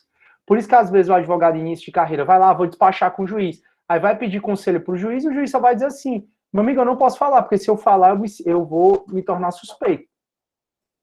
E aí nesse caso, o advogado fica, claro, né? O juiz realmente não pode falar. Se o juiz for credor, devedor, tutor ou curador de qualquer das partes, se for sócio, acionista ou administrador de sociedade interessada. O que eu quero que vocês percebam é que os casos de suspeição são todos externos ao processo. O cara é acionista da parte, cara, o sócio acionista da empresa que é parte em processo. O juiz aconselhou o advogado fora do processo. O juiz está respondendo a um processo que o juiz, que um outro juiz, o juiz está respondendo a um processo na vara de um outro juiz. E esse outro juiz tem um processo com esse juiz. Então perceba, turma, que a suspeição são sempre casos externos ao processo. E o juiz também pode se dar suspeito por foro íntimo. Contudo, a suspeição não pode ser declarada nem reconhecida quando a parte injuriar o juiz de propósito ou der motivo para criá-la. Porque às vezes a parte quer violar o juiz natural, né? Às vezes a parte quer dizer assim, rapaz, eu não gosto daquele juiz para me julgar, não vai dar muito certo, não. Aí o que é que a parte faz? Abre lá né, a sala do juiz e diz assim, você é o corno, baitola, xinga o juiz de propósito para o juiz se declarar suspeito. Aí, nesse caso, vem o artigo 256, diz, a suspeição não será declarada nem reconhecida quando a parte injuriar o juiz de propósito ou der motivo para criá-la. Beleza até aí? Aí, turma, vem o artigo 252 e o 253, eles falam mais da incompatibilidade do juiz julgarem, né? Porque aqui já do impedimento do juiz, aqui já é mais interno ao processo. Então, o impedimento do juiz é algo que aconteceu dentro do processo. E aqui vale para juiz, vai para promotor, vai para oficial de justiça, vai para intérprete, tradutor, tá? Então, assim, ó, o juiz, o MP, o oficial de justiça, não pode exercer jurisdição no processo em que, tiver funcionado seu cônjuge, parente, sempre até terceiro grau, inclusive, tá? Como defensor, advogado, órgão do MP, autoridade policial auxiliar da justiça ou perito. Então, o juiz, ele não pode julgar um processo em que ele notar que naquele processo, qualquer parente dele, até terceiro grau, inclusive, atuou. Então, o juiz tem a esposa delegada. Aí, quem fez o inquérito daquele processo foi a esposa dele. O juiz está impedido de proferir a decisão dele. Veja que foi algo que aconteceu dentro do processo. Quem atuou como promotor de justiça foi a esposa do juiz. Aí, foi a esposa do desembargador. Então, chega uma apelação lá no Tribunal de Justiça. Aí, o desembargador X, olha que quem atuou como promotora de primeira instância foi a esposa dele. Foi o tio dele. Aí, nesse caso, ele não pode atuar. Então, veja que o impedimento são coisas que dizem respeito a coisas que estão dentro do processo. O parente do juiz atuou naquele processo já, então ele fica impedido. O próprio juiz atuou ou se viu de testemunha naquele processo. Então, o próprio juiz foi promotor, atuou naquele processo, agora ele é juiz. Ele viu que ele vai atuar no mesmo processo que ele foi promotor. Não pode. O juiz foi delegado, aí agora ele é juiz. Ele olha que é ele que fez um inquérito no qual ele atuou. Ele não pode, né? Tiver funcionado como juiz de outra instância, pronunciando-se de fato o direito sobre questão. Então, esse aqui, o juiz, ele proferiu a sentença, aí a defesa apelou, esse juiz foi promovido a desembargador. Quando ele está lá sendo desembargador, aí ele vê que ele proferiu já a sentença naquele processo, ele se torna impedido. Se ele funcionou como juiz de outra instância, pronunciando-se de fato direito sobre a questão, ele se torna impedido de julgar aquele processo. E também ele próprio, ou seu parente, consanguíneo afim, linha reta, colateral até terceiro grau, inclusive, for parte diretamente interessada no feito. Então, o juiz que vai julgar uma causa da Associação dos Magistrados da Justiça Estadual. Se o juiz é associado àquela associação, ele não pode julgar a causa daquela associação. Não dá. Porque ele é parte, ou ele é diretamente... Se ele for parte, né, o juiz não vai poder se julgar. Ou se ele for diretamente interessado no feito, que é esse caso da associação, ele também não vai poder julgar. Então perceba, pessoal, que esses casos de impedimento são coisas que acontecem dentro do mesmo processo.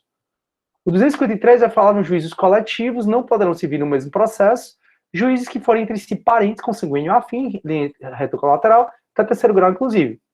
O professor Teodoro, professor da Unifor, ele é desembargador. E ele tem, o irmão dele também é desembargador.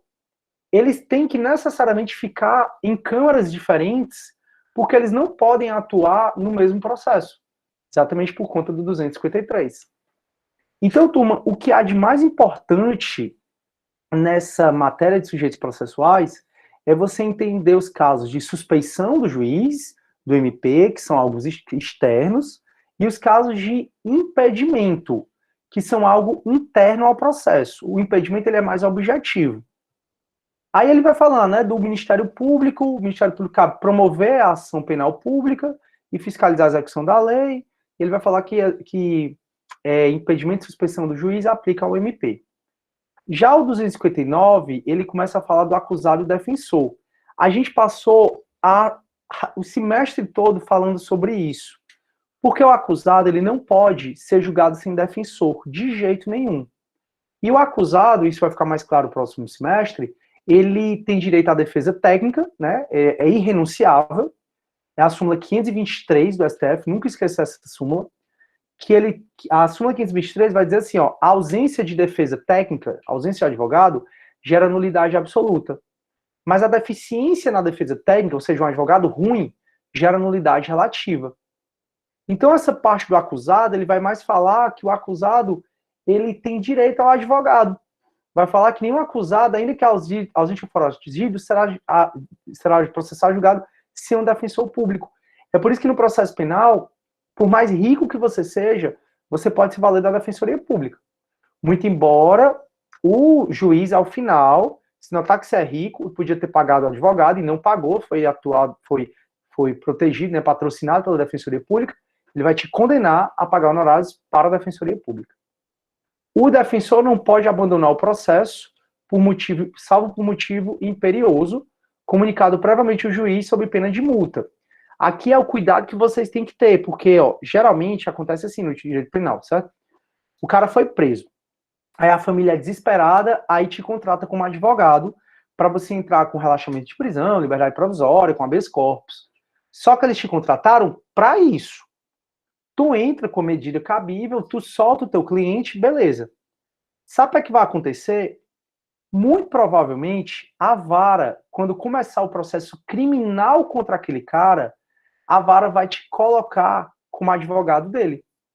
Então, tu vai começar a receber um monte de intimação. Aí tu vai dizer assim, não vou ligar não, porque ele só me pagou para fazer o habeas corpus, ele não me pagou para mais nada. Se você fizer isso, você pode ser condenado a pagar multa. Por isso que é interessante você comunicar ao juízo que você não é advogado daquele cara que você foi contratado tão somente para fazer o habeas corpus. E aí, durante 10 dias, tu ainda vai ficar responsável pelo processo dele, que é o tempo em que ele vai ser intimado para constituir um novo advogado, e se esse cara que te contratou para fazer o habeas corpus para ele, se ele não constituir advogado, aí é que vai ser nomeado defensor público. Então, nunca esqueça de avisar os juízes que quando você não quiser mais atuar como advogado, e justificar por qual motivo, porque senão você vai ser condenado. Certo? Show. Turma, aqui ele fala, no artigo 268, do assistente. O assistente que ele fala aqui é o assistente de acusação. A regra é que todos os crimes são de ação penal pública. Se o crime é de ação penal pública, quem vai processar é o Ministério Público. Acontece que quase todo crime tem vítima, né? Então, no caso dos 2 residentes em medicina lá no Iguatu, que foram mortos por um policial militar, os pais foram vítimas, né? Porque os pais perderam os 2 filhos. E aí, o que é que os pais fizeram? Contrataram o Paulo Quezado, que é um dos advogados mais caros que tem no âmbito criminal, não sei se é advogado, enfim. Aí, o doutor Paulo Quezado, ele entrou como assistente de acusação. Então, o assistente de acusação, agora vocês viram o júri mais longo da história, foi até com o professor Leandro Vasques. Foi lá em Paracuru. O Leandro Vasques ali, ele estava como assistente de acusação. Assistente de acusação é exatamente essa figura aqui, ó. É a vítima que contrata um advogado, aí o advogado se habilita no processo para o advogado ajudar o Ministério Público a condenar o acusado. Então, no júri de Paracuru, conseguiram condenar, no júri lá do militar, né, dos 2 residentes de medicina, no Iguatu, conseguiram condenar. Então, o assistente de acusação é o advogado ser contratado pela vítima para ajudar o Ministério Público nos crimes de ação penal pública. O assistente de acusação ele só é admitido a partir do recebimento da denúncia, tá? Ele não é admitido antes, ele só é admitido a partir do recebimento da denúncia. Então, existe assistente de acusação no inquérito? Não. Existe assistente de acusação? Não. Só existe assistente de acusação a partir do recebimento da denúncia. E quando você se habilitar para ser assistente de acusação, o Ministério Público ele vai opinar. Porque quem vai decidir se você vai ser aceito ou não como assistente de acusação é o juiz. Só que o juiz, antes de decidir se te aceita ou não como assistente de acusação, ele vai pedir para o Ministério Público se manifestar. Da decisão do juiz, não cabe recurso. Então, você pediu para se habilitar como assistente de acusação e o juiz negou, não cabe recurso. O juiz aceitou, o Ministério Público também não pode recorrer. E nessa parte, o MP muitas vezes fica com muita raiva, sabe? Porque vocês vão ver no próximo semestre que júri tem duas fases. A primeira fase, que é com o procedimento ordinário, é bem trabalhosa, e a segunda fase, que é com os jurados. A segunda fase, pessoal, é mais a sustentação oral. A segunda fase, ela é mais tensa, mas ela não dá tanto trabalho como a primeira fase. Vocês sabem o que é que os advogados muitas vezes fazem? Eles são contratados como assistente de acusação para poder ajudar a condenar os acusados, né? Só que eles não se habilitam no processo na primeira fase. Para quê? Vão ter trabalho para quê? Eles só se habilitam quando o réu é pronunciado. Então o MP consegue a pronúncia é sair da primeira fase e ir para a segunda fase, ir para a fase dos jurados mesmo. Aí o MP consegue a pronúncia do cara, assim que o MP pronuncia, que consegue a pronúncia, aí o advogado gaiato vai lá e se habilita como assistente de acusação, atua no processo para ajudar o MP a condenar o cara é condenado e o advogado sai com todos os louros. Então, muitas vezes, os membros do Ministério Público ficam meio com raiva se o advogado faz isso, né? Porque o advogado, se era para ele atuar, ele era para atuar desde o início, mas eles deixam para atuar só no final, porque eles querem ter muito trabalho, né? Enfim, aí o que é que o assistente de acusação pode fazer? Ele pode propor meio de provas, requerer perguntas a testemunhas, ele pode propor perícia, propor uma testemunha, propor interceptação telefônica. Ele pode fazer perguntas às testemunhas, aditar libelo articulados pode riscar, isso aqui não vale mais, isso aqui não existe mais no processo penal desde 2008. Eles podem participar do debate oral, principalmente eles podem participar do debate oral, principalmente nos memoriais, né, na fase das alegações finais, ou mesmo no júri. Podem arrazoar recursos que o MP vem interpor, ou eles podem interpor recursos quando o MP foi inerte. Então é isso que o assistente de acusação pode fazer. O assistente de acusação vai propor meio de prova, requerer perguntas às testemunhas, ele pode participar de debate oral, arrazoar recursos que o MP vem interpor, e eles podem interpor recurso também. É aí quando o MP é inerte. O CORREL, no mesmo processo, não pode intervir como assistente do Ministério Público. O que é isso? Turma, vamos supor que eu e o Felipe somos réus de um processo. Eu não posso contratar um advogado para se habilitar como assistente de acusação para ajudar o Ministério Público a processar o Felipe. É isso que está dizendo. Ó, o CORREL, 2 réus, o CORREL é quando tem 2 réus. Um dele não pode intervir no processo como assistente do Ministério Público. Por quê? Porque senão ele vai se tornar réu e acusação ao mesmo tempo. E não dá, né? Enfim, turma, esse é o assistente de acusação. E o resto é bem tranquilo, né? Os peritos e intérpretes aqui é bem tranquilo, dá para vocês lerem. Dá para vocês estudarem. E aí, beleza, turma? Deixa eu ver aqui. O Felipe colocou no processo penal, obrigado. Aí o Felipe, da denúncia da queixa ou só da denúncia? Tu tá perguntando sobre o assistente de acusação, Felipe? Se for sobre o assistente de acusação, ele só é possível nos crimes de ação penal pública, tá bom? Por quê? Porque nos crimes de ação penal pública, quem é o titular da ação penal pública é o MP. Aí então, ou seja, eu sou vítima, e aí eu não vou, minha casa foi roubada, eu não posso processar o cara, se o MP não for inerte, né? Porque aí tem ação penal privada subsidiária da pública que a gente já viu. Então, minha casa foi roubada, instaurou um inquérito policial, chegou no MP, o MP foi inerte, eu posso contratar um advogado e entrar com queixa-crime, que é a queixa subsidiária, mas não é esse caso. A gente está falando do caso que minha casa foi roubada, o MP, ele não foi inerte, ele processou a pessoa, e aí eu sou vítima. Eu sou vítima e não posso fazer nada. Eu posso contratar um advogado para ele entrar como assistente de acusação e ajudar o MP a processar esse cara. Nos crimes de ação penal privada, não é admitido assistente de acusação, Porque nos crimes de ação penal privada é a própria vítima que, por meio de advogado, processa o cara. Então, nos crimes de ação penal privada é a própria vítima, por meio de advogado, que processa o acusado, né? Por isso que não é admitido. Turma, tá aí tudo bem? Então, acredito que sim. Bora para a última etapa da nossa aula e da nossa matéria. Ai, Jesus, coisa boa, terminando o semestre, terminando com muita tranquilidade, graças a Deus. Aí depois que eu corrigir a prova, eu posso lançar as notas de vocês.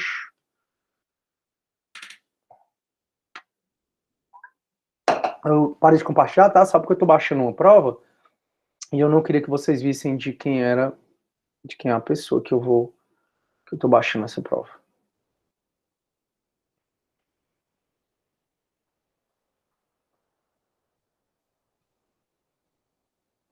Ó, teve um bocado de 10. Ó, boa. Muito feliz quando eu vejo 10. Por mim, todo mundo passava com 20. Show. Pronto, turma. Vou começar a compartilhar agora, tá? Qualquer dúvida, qualquer coisa, qualquer questão que vocês queiram que anule e tal, só falar, tá bom? Vou resolver aqui com vocês. Vamos lá. Assinale a opção incorreta. Tá aqui, ó. Deixa eu dar mais um. Assinale a opção incorreta. Escolha uma opção. A incomunicabilidade do indiciado dependerá sempre de despacho nos autos e somente será permitida quando interesse da sociedade. Galera, está pedindo a incorreta e já é a incorreta a primeira. Por quê? Não existe mais incomunicabilidade do indiciado. Eu até disse para vocês riscarem o artigo 21 do Código Penal, ou do Código de Processo Penal. Ó, o artigo 21, que ela está falando sobre inquérito, tá? Só para vocês se ligarem. O artigo 21 vai falar, ó, a incomunicabilidade do indiciado deverá sempre do despacho. Esse artigo eu pedi para vocês riscarem, porque a Constituição de 88, ela não admite mais a incomunicabilidade nem em estado de defesa ou de sítio. Então, não existe mais a incomunicabilidade do indiciado, por isso que essa é errada, certo? B. É possível que qualquer pessoa do povo provoque a iniciativa do Ministério Público nos casos em que caibam a ação pública, fornecendo-lhe por escrito informações sobre o fato e a autoria, indicando o tempo, lugar e os elementos de convicção. Essa está correta, é sim possível. Isso se chama delatio crimis, está no artigo 5º, turma, parágrafo 3º, se eu não me engano, deixa eu só ver se é o parágrafo 3º. É possível que qualquer pessoa do povo tiver conhecimento da infração penal. Artigo 5º, parágrafo 3º, é chamado delatio crimis. Qualquer pessoa do povo que tiver notícia de um crime de ação penal pública, como roubo, furto, latrocínio, pode comunicar ao juiz, ao MP, ou mesmo ao juiz. Isso se chama delatio crimis. C. A representação será irretratável depois de oferecida a denúncia, está correta. Tem crimes que dependem de representação, como, por exemplo, o estelionato. E o estelionato, quando ele depende de representação, a representação não é aquele ato muito formal, né? Então, se eu fui vítima de estelionato, só pode iniciar o inquérito e a ação penal se eu der a representação. Agora, se eu der a representação e foi oferecida a denúncia, a representação se torna irretratável. Essa questão é a cópia do artigo 25. A representação será irretratável depois de oferecida a denúncia. Show. Entender. A autoridade policial deve assegurar no inquérito o sigilo necessário à elucidação dos fatos ou exigido pelo interesse da sociedade. Essa também está corretíssimo. É a cópia do artigo 20. Do artigo 20. Então, realmente, não tem dúvida nenhuma. Essa só pode ser a A de avião. A, porque não existe mais a incomunicabilidade do indiciado. Aí, questão elaborada pela Lia. De acordo com o sistema acusatório, marca a alternativa incorreta. O acusado tem direito a ampla defesa e contraditório, pelo amor de Deus, artigo 555 da Constituição, né? A imparcialidade do juiz é garantida. Pessoal, o sistema acusatório, o juiz tem que ser imparcial. Vimos várias vezes isso.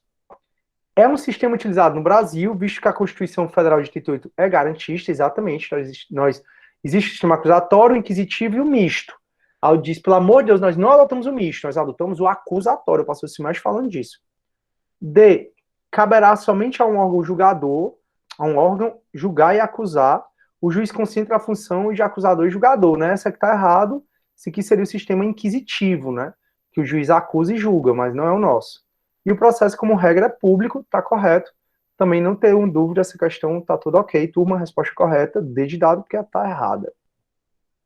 Próximo. De acordo com o Renato Brasileiro, a prisão cautelar e a imposição é pela nossa querida monitora Janete, né? Ela fez.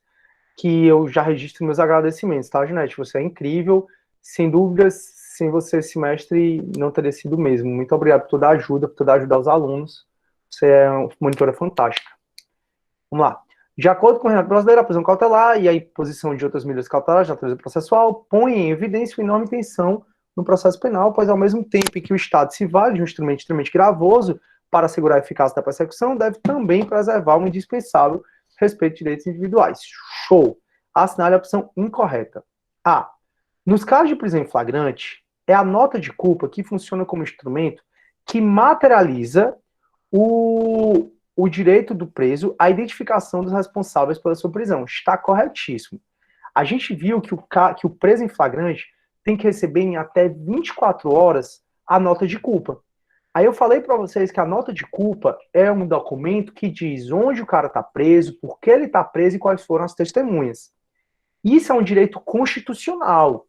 O acusado tem direito constitucional de saber os responsáveis pela prisão dele, tá? É um direito responsáveis. Deixa eu ver aqui. Ó, tá aqui. Artigo 5º, inciso 64.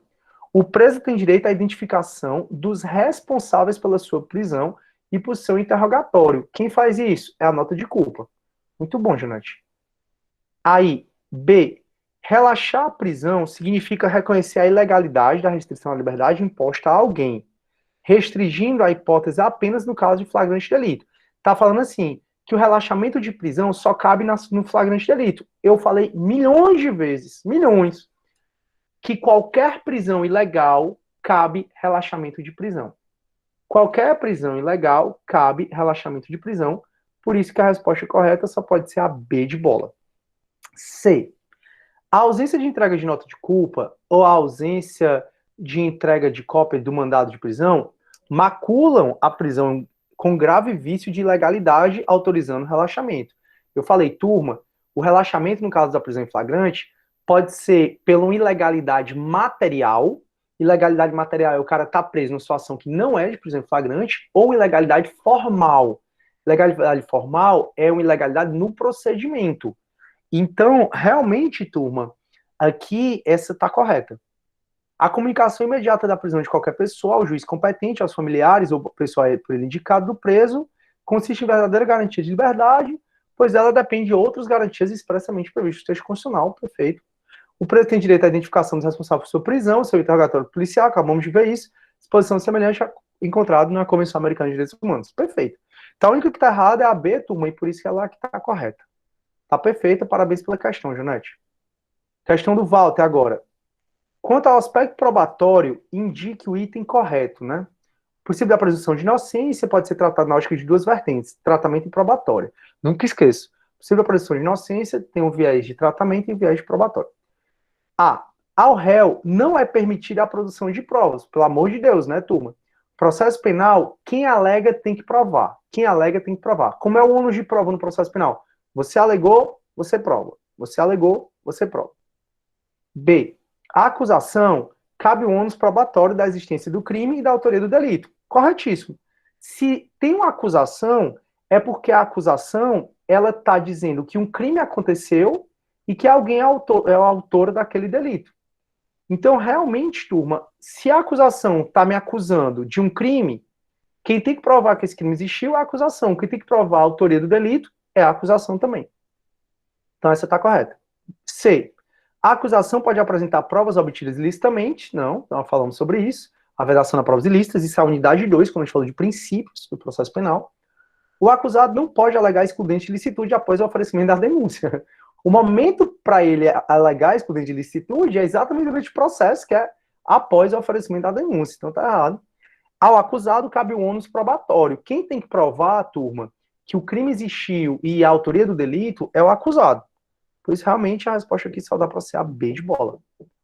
Desculpa, é a acusação. Quem tem que provar que o crime existiu e a autoria do delito é a acusação. Por quê? Porque até pelo princípio da presunção de inocência, você não é obrigado a provar a sua inocência.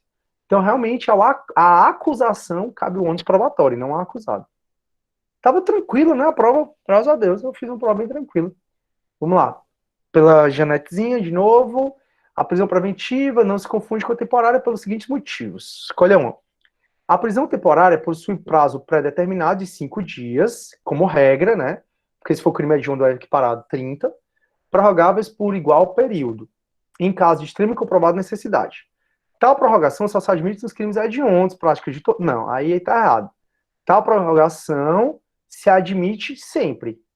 Então tá tudo errado a partir daí. Então tá errado. B. A prisão preventiva só é cabível em relação ao rol taxativo de delitos. Não. Na prisão temporária não existe rol taxativo de delitos, é o contrário. A prisão temporária só cabe nos crimes que estão taxativamente previstos no artigo 1º, inciso 3º da Lei da Temporária, que é a Lei 7.960, de 89. A lei de temporária, ela prevê um rol taxativo de crime. A preventiva, que está no CPP, não tem esse rol taxativo de crime. C. Caberá a prisão preventiva decretada pelo juiz a requerimento do Ministério Público, do querelante, do assistente ou para apresentação da autoridade policial. De outro modo, a prisão temporária só pode ser decretada pela delegada de polícia. Falso. A prisão temporária é uma prisão que só cabe na fase de inquérito. Pode ser pedida pelo delegado ou pelo MP. O que está errado é isso aí. A partir daqui. D. A prisão temporária só pode ser decretada durante a fase pré-processual. Ok? Já a preventiva pode ser decretada durante a fase de investigação policial, quanto durante a fase de processo. Perfeito. Essa realmente está correta. E nenhuma prisão mais pode ser decretada de ofício pelo juiz, ok, turma? Não esqueçam isso. Prisão não pode mais ser decretada de ofício pelo juiz. Item E. A prisão temporária pode ser decretada de ofício pelo magistrado. No entanto, só caberá a prisão preventiva. Não, a temporária não pode ser decretada de ofício. Nenhuma mais pode. Acabou. Então tá errado. Show, Janete. Muito boa questão. Parabéns. Eita, peixe. O tamanho dessa questão, meu Deus. Vamos lá. Após receber a denúncia anônima por meio de disco de denúncia de grave crime de estupro com resultado de morte que teria sido praticado por Lauro, 19 anos, na semana pretérita, a autoridade policial de imediato instaura inquérito policial para apurar a suposta prática delitiva. Laura é chamada à delegacia e apresenta sua identidade recém-obtida. Em seguida é realizada a identificação criminal com colheitas digitais e fotografias. Em que pese não ter sido encontrado o cadáver até aquele momento das investigações, a autoridade policial, para resguardar a prova, pretende colher material sanguíneo do indiciado Lauro para fins de futuro confronto, além de desejar realizar, com base nas declarações de uma testemunha presencial localizada, uma reprodução simulada dos fatos. No entanto, Lauro se recusa tanto a participar da reprodução simulada quanto a permitir a colheita, o princípio do nemo tenetur sed tegere, que é aquele princípio da não autoacusação, da não autoincriminação. Nemo tenetur sed tegere. Nemo, N-E-M-O, tenetur sed tegere, não autoacusação, não autoincriminação. O princípio do nemo tenetur sed tegere, da não autoacusação ou da não autoincriminação, ele vai dizer que ninguém é obrigado a produzir provas contra si mesmo. Ele realmente não é obrigado a participar da reconstituição do crime, nem muito menos ele é obrigado, turma, a ceder sangue. E outra coisa, hoje em dia, turma, foi o STF, não admite mais nem a condução coercitiva do acusado para o interrogatório dele. Então, se o cara não quer ir para o interrogatório, ele não vai. Não tem mais negócio de condução coercitiva contra ele, contra o acusado. É ainda realizado o reconhecimento de Lauro por testemunhas após ser lhe mostrada a fotografia dele, sem que fosse colocadas imagens de outros indivíduos com características semelhantes. Sobre o caso hipotético, essa é a opção correta. Essa questão foi da FGV, tá? Turma da OAB. O indiciado não pode ser obrigado a fornecer seu material sanguíneo para o delegado policial, ainda que seja possível constrangê-lo a participar da reprodução simulada dos fatos. Falso, ele não é obrigado, turma, a fazer nada disso. Nem a ceder material sanguíneo e nem a participar não é obrigado a produzir provas contra ele. B. O inquérito policial poderia ser instaurado de imediato com base na denúncia anônima isoladamente. Não pode. A gente falou, turma, que tá aqui no artigo 5º, parágrafo 2º, qualquer pessoa do povo que tiver conhecimento da existência de infração penal e que cabe a ação penal pública poderá verbalmente, por escrito, comunicar à autoridade e esta, verificada a procedência das informações, mandará instaurar inquérito. Então, denúncia anônima por si só não é lastro, não dá lastro para instaurar inquérito, não dá. A denúncia anônima por si só não dá. Então, toda vez que você faz um BO, antes do delegado instaurar um inquérito, ele tem que fazer a VPI ou a VPO, que é a verificação preliminar de informação ou preliminar de ocorrência, tá? Então, essa aqui está errada, quando ele fala assim, o inquérito pode ser instaurado de imediato, com base em denúncia anônima, isoladamente, sendo exigida a realização de diligência, sendo exigida... Peraí, o inquérito policial poderia ser instaurado de imediato, com base na denúncia anônima, isoladamente, não pode. Aí, ser exigida a realização de diligências preliminares, essa parte está correta. C. A autoridade policial, como regra, deverá identificar criminalmente o indiciado, ainda que civilmente identificado, por meio de processo datiloscópio. Turma, isso aqui está até na Constituição. O identificado civilmente, artigo 5º, inciso 58. O civilmente identificado não será submetido à identificação criminal, salvo nas hipóteses de lei. Então, a regra é que você tem seu RG, sua carteira de motorista, sua carteira da OAB, você não vai ser submetido à identificação criminal. Que está no artigo da Constituição, né? Pronto. D. O vício do inquérito, no que tange ao reconhecimento de pessoas, não invalida a ação penal como um todo, ainda que baseado em outros elementos informativos e não só no ato viciado. Eu já falei para vocês, a gente nem fala em nulidade de inquérito, né? E eventual vício do inquérito não contamina a ação penal no qual ele deu origem, certo? Então, essa aqui está corretíssimo. Eventual vício do inquérito não contamina a ação penal. Então, agradecendo aí a Janete. Show.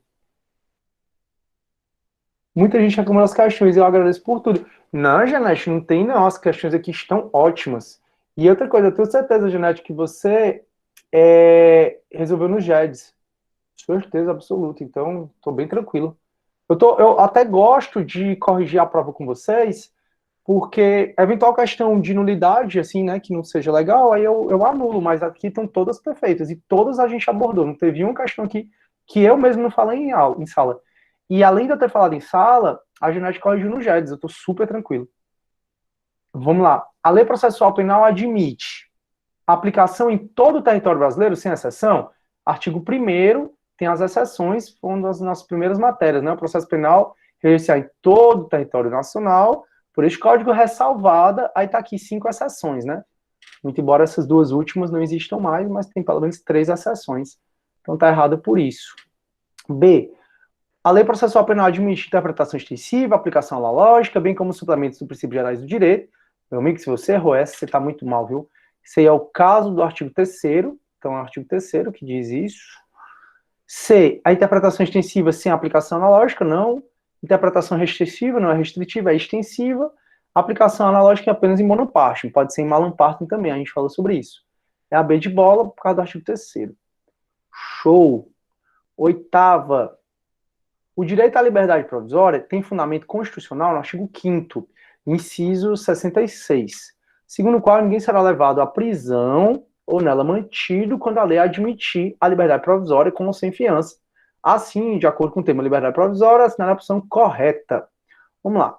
De acordo com o artigo 350, com redação da lei 2.403 de 2011, nos casos em que couber fiança, o juiz, verificada a situação do preso, deverá conceder liberdade provisória sem fiança, sujeitando-os à obrigação constantes do artigo 327 e outras medidas cautelares, se for o caso. Então, vamos lá. Aqui era só você verificar, né, os artigos. Então, se ele vai, de acordo com o artigo 350 caput, você vai para o 350 caput. Deixa eu botar aqui, 350. Ó. Nos casos em que couber fiança, o juiz verificado a situação econômica do preso poderá conceder-lhe liberdade provisória, sujeitando a obrigações constantes 327, 328 e outras medidas cautelares, se for o caso. Então, ó, de acordo com 350, com relação, no caso em que couber fiança, o juiz, verificando a situação econômica do preso, deverá conceder liberdade provisória sem fiança, sujeitando a obrigação e outras medidas cautelares. Hoje nós aqui não tem nada errado não, né? Isso aqui vai ter que estar como correto também. Deixa eu ver se as outras estão corretas também. Tu quer falar, Janete, sobre essa questão? Questão 8. Direito à liberdade.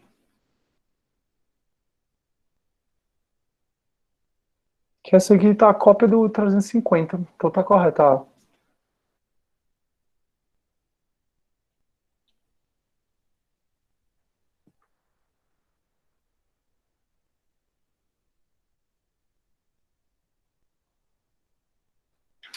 Beleza.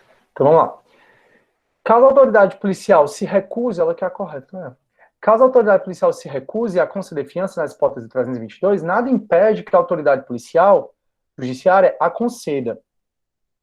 Isso. Valência do permissivo do 335. Portanto, ao invés de se impetrar habeas corpus, fundamento 6, poderá o preso ou terceiro prestar fiança por simples petição ao juiz competente. Essa B também está correta.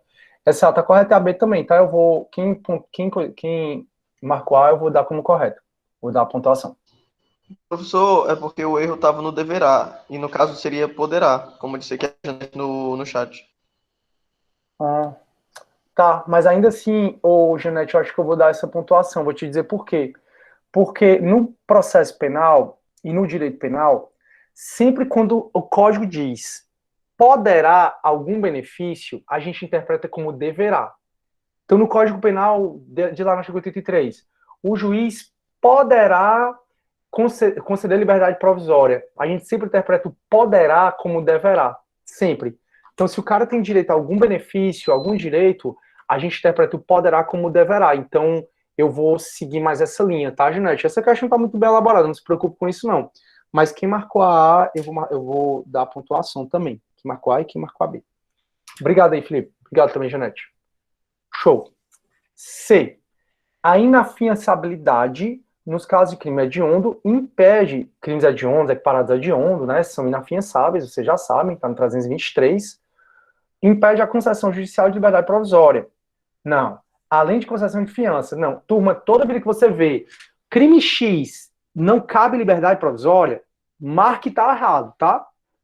Crime X não cabe liberdade provisória com fiança, é uma coisa, mas não caber liberdade provisória significa dizer que se o cara for preso em flagrante, ele vai ter que ser preso preventivamente.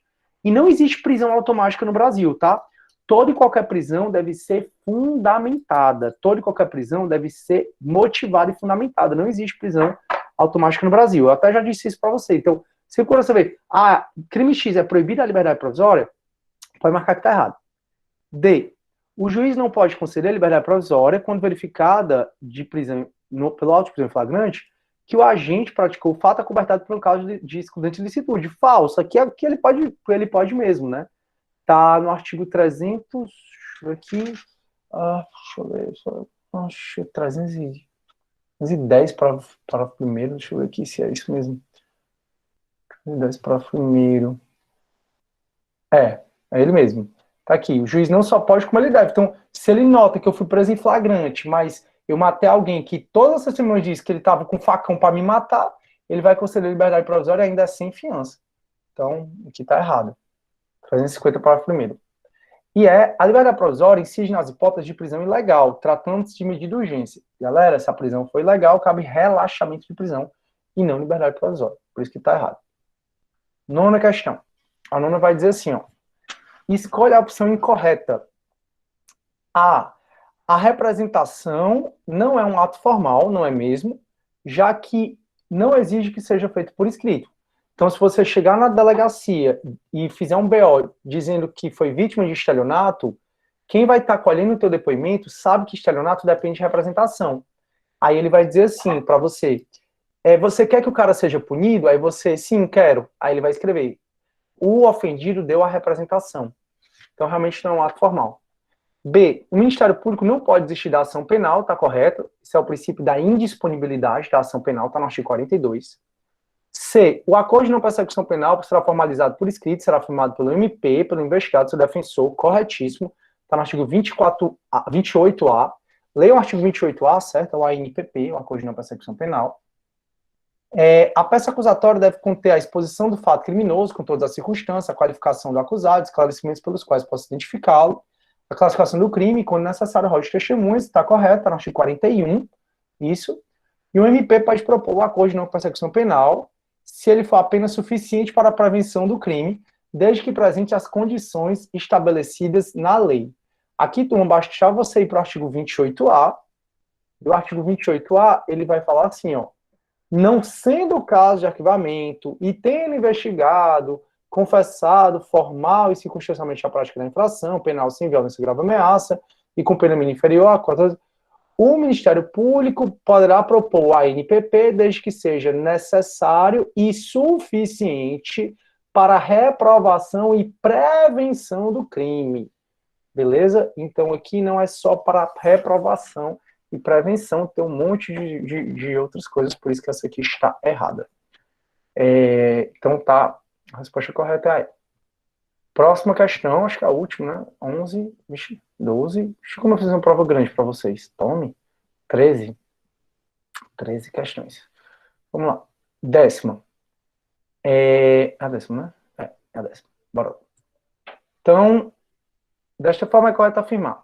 Após a prisão em flagrante, o interrogatório do indiciado é obrigatório. Ele deve apresentar declarações sobre o fato, tais declarações serão colhidas depoimentos. Turma, na verdade, nada é obrigatório, não. Até porque o indiciado ele não é obrigado nem a falar, né?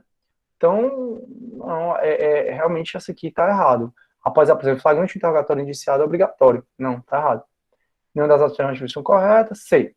A falta de testemunho da infração impedirá o auto de prisão em flagrante. Foi uma das coisas que eu mais bati com vocês. Falta de testemunho da infração presencial não vai impedir a prisão em flagrante. Nesse caso, vai ter a testemunha fedatária, que é aquela testemunha que vai falar sobre o procedimento. Eu até disse, se tá tendo estupro, eu vi, aí eu prendi o cara em flagrante, cheguei na delegacia sem testemunha, se você estiver lá fazendo o BO, o delegado vai dizer assim, vem cá, vem ser testemunha aqui. Aí pronto, aí você vai ser a testemunha que você vai depor sobre como foi feito o auto de prisão em flagrante. Então tá errado. D. A prisão de qualquer pessoa local onde ela se encontra serão comunicados imediatamente ao juiz, ao Ministério Público, à Defensoria Pública e à família do preso, à pessoa por ele dedicada. O erro aqui, turma, é que não é sempre comunicado à Defensoria Pública, tá? É comunicado à Defensoria Pública tão somente nos casos em que o cara não tem advogado, não diz quem ele é. Então o erro aqui é a Defensoria Pública. Item E. Autoriza-se essa modalidade de prisão na Constituição sem expedição de mandado, está falando da prisão em flagrante, sem expedição de mandado de prisão pela autoridade judiciária, daí porque seu caráter administrativo, já que seria incompreensível e lógico que qualquer pessoa, autoridade policial ou não, visse um crime desenvolvendo na sua frente e não pudesse deter o autor de imediato. Tá corretíssimo. Então, eu sempre bati com vocês que a única prisão que não precisa do mandado do juiz é a prisão em flagrante. Porque realmente seria ilógico se a gente visse um crime acontecendo e não pudesse prender em flagrante. Então, o item E está todo correto. Perfeito. Vamos lá. 11ª questão. Fiz respeito ao inquérito policial, essa não é a opção correta. A. O inquérito é dispensável para a promoção da ação penal, desde que a denúncia esteja minimamente consubstanciada nos elementos exigidos em lei, que é a justa causa, né? Justa causa é a PEC e a ISA. O inquérito, então, ele dá justa causa à ação penal, é a PEC e a ISA, a prova da existência do crime de suficiente autoria. Então, realmente, a A está correta. B. Não é garantido ao defensor do investigado o pleno acesso aos documentos já anexados ao procedimento investigatório, pois o inquérito é sigiloso. Realmente, o inquérito é sigiloso, mas esse sigilo não alcança o defensor do acusado no que diz respeito às provas já documentadas. Está na súmula vinculante número 14. Então, está errado essa parte final aqui. Essa parte começo, não é garantida, está errado não aqui.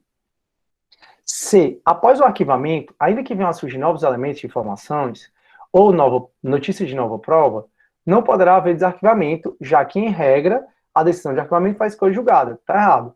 A regra é que o arquivamento só faz escolha julgada formal. Está na súmula 524 e no artigo 18 do CPP. A súmula 524 vai dizer que, arquivado o inquérito policial por falta de justa causa, é possível reabrir o inquérito. É possível reabrir o inquérito se houver prova nova ou notícia de prova nova.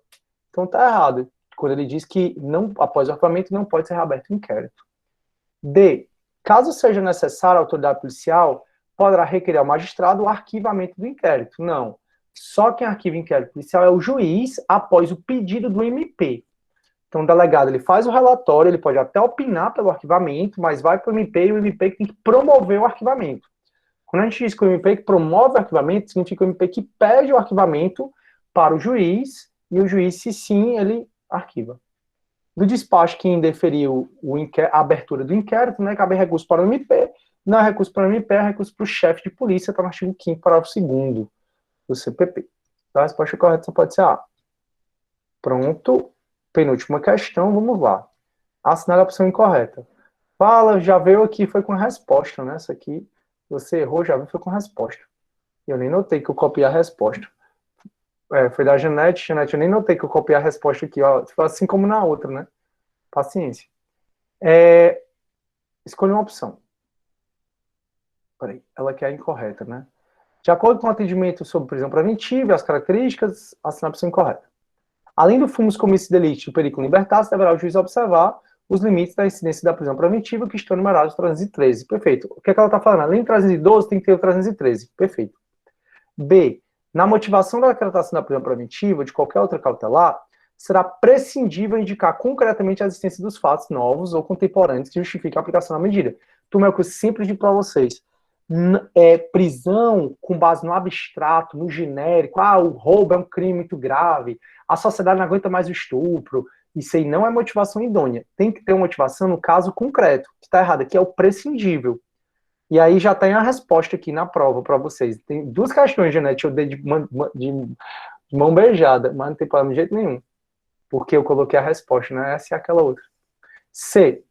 Pode-se considerar alguns requisitos previstos no CPP como risco para a ordem pública, ordem econômica, conveniência da instituição criminal ou para a segurança da aplicação da lei penal. Isso para preventiva, né? Tá correto, tá no 312. Além do perigo libertatis, que é o perigo que decorre do estado de liberdade do sujeito passivo. Esse perigo deve ser atual, contemporâneo e não ultrapassado, distante futuro. Perfeito. Se houver prova razoável de que o agente tenha praticado o fato ao abrigo de uma causa de exclusão da licitude, tais como estado de necessidade, legítima defesa, tal, não cabe prisão preventiva por ausência da fumaça da ilicitude. Não é à toa que, nesses casos, o juiz não vai mandar prender preventivamente, o juiz vai conceder a liberdade provisória sem fiança. Item E, a prisão preventiva não pode ser usada como instrumento de antecipação da pena, pode mesmo não, devendo sempre estar comprovado seu caráter e fundamento cautelar. Tampouco pode ser decorrência automática, não existe prisão automática. Imediata da investigação ou da apresentação do recebimento da denúncia. Tá perfeito. Todas estão perfeitas. Só não a B, aqui está a resposta, na prova você já tinha porquê da resposta. E, finalmente, a última questão. Vamos lá. Pronto. Diz assim, ó. Em um processo em que se apura a prática dos delitos de supressão de tributo, evasão de divisas, o juiz da 4ª Vara Criminal de Arrozinho determina a expedição de carta rogatória dos Estados Unidos da América a fim de que seja interrogado o réu Mário. Em cumprimento à carta, o Tribunal Americano realiza o interrogatório do réu e devolve o procedimento à Justiça Brasileira. A 4ª Vara Criminal Federal. O advogado de defesa de Mário, ao se deparar com o teor praticado, requer que o mesmo seja declarado nulo, tendo em vista que não foram obedecidas as garantias processuais brasileiras. Essa questão caiu na OAB, turma. E, na verdade, está errado o advogado, porque ele está pedindo que seja aplicado o CPP do Brasil nos Estados Unidos. Quando o juiz do Brasil manda uma carta rogatória para o juiz dos Estados Unidos, o juiz dos Estados Unidos está fazendo um favor para o Brasil. Aí, além desse favor, o juiz dos Estados Unidos vai ter que aprender o CPP do Brasil para poder interrogar o cara. Claro que não. Então, o CPP ele só é aplicado no Brasil. O juiz dos Estados Unidos vai fazer o interrogatório com base nas leis dos Estados Unidos, vai mandar para o Brasil, e o Brasil que aceite se quiser. Então, é exclusivamente sob o ponto de vista da lei processual no espaço. A alegação do advogado está correto? Tá não, então vai ser a B ou a C. A B diz, não, pois no processo penal vigora o princípio da territorialidade, já que as normas processuais brasileiras só se aplicam ao território nacional. Perfeito. C, não, pois no processo penal vigora o princípio da extraterritorialidade. Extraterritorialidade, pessoal, é direito penal. Então, essa tá errada. Só pode ser a B mesmo. Show. Prova bem fácil, turma. Pode ser até extenso, mas foi só de marcar, né? Então não foi nem tão extenso, não. Espero que vocês tenham... Alguém, por favor, fala no microfone. Ah, tá. O erro deverá... Ah, tá. Show. Já falou. Pois é, turma. Uma prova bem tranquila. E então, pronto, turma. Queridos amigos, da prova de vocês, na questão 8, eu vou considerar 2 questões corretas, tá? Como eu falei para vocês, o resto tá beleza. E aí, com isso, a gente se despede. Muito obrigado pelo semestre maravilhoso que eu passei com vocês. Muito obrigado por tudo. Foi muito bom. Muito obrigado pela compreensão, certo? E eu desejo que os sonhos de vocês se realizem, certo? Eu desejo que a gente se veja no próximo semestre, se Deus quiser, presencialmente, né? Beleza, turma? A Janete está agradecendo, obrigado pela troca de conhecimento.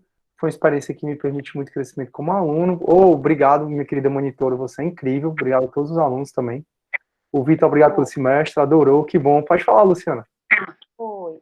Só agradecer, professor, pelo semestre, e agradecer tudo, né, pelo aprendizado, agradecer a Janete também, que ajudou muito, muito mesmo também, né, foi um suporte muito grande e assim, fiz até um elogio a ela, quando eu fui avaliar, fiz até um elogio também a ela, porque realmente merece. E assim, só agradecer mesmo pelo aprendizado. Eu acho que a gente, apesar da distância, a gente não teve nenhum prejuízo em termos de conteúdo, em termos de aprendizagem. Eu acho que as aulas gravadas também ajudam muito, porque você tem a possibilidade de assistir novamente, tirar as dúvidas e ir parando. Então, porque é muita matéria, então realmente é muito, muito conteúdo, né?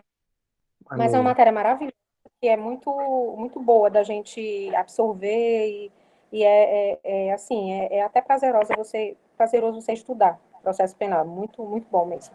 Só agradecer mesmo. Que bom, Luciana, eu fico muito feliz com suas palavras, principalmente o elogio aí à Janete, que realmente é incrível. Obrigado também pelas palavras para mim. Realmente eu acho que não houve prejuízo de conteúdo, as aulas estão gravadas, todas gravadas, o conteúdo foi todo dado, né? A parte que eu pulei para ser mais rápido foi essa parte de sujeitos processuais, que eu acabei de falar, né? Mas você tem a aula ali toda para ver, então assim, eu acho que está tudo tranquilo, graças a Deus. Aí o Vitor. Quer falar, Felipe? Pode falar, amigo. Não, pois é, eu estava escrevendo aqui a mensagem, mas não queria deixar de registrar logo o agradecimento. Assim, eu não preciso nem.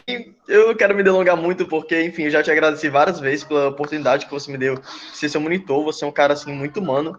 Você sempre se conecta com a galera, você sempre passa um tempo para falar um pouco de como é que você tá, como é que tá a gente, qual é os depoimentos que você tem da sua vida pessoal e profissional, e isso sempre acresce demais. E obrigado demais, demais, demais a Janete, cara, que foi uma monitora sensacional. Ela sempre chega no nosso privado, tipo, pô, como é que você tá? E aí, tem alguma dúvida? Vamos pro GED, gente, link da aula, gente, link da aula, professor e tal, tirem dúvidas, pai, pipo.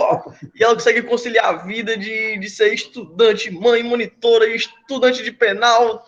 Cara, genial, genial demais. Então, muito obrigado aos dois, vocês são incríveis. Show, Felipe, valeu. Você é incrível também, meu amigo. Tenho muito orgulho de ter você como meu monitor e como meu aluno. Eu mesmo, de verdade. Valeu.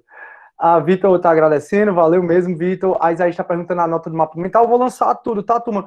Eu tenho até o dia 14, mas eu acho que daqui para amanhã já tá tudo lançado. É porque eu só gosto de lançar as notas depois que eu corrijo a prova com vocês.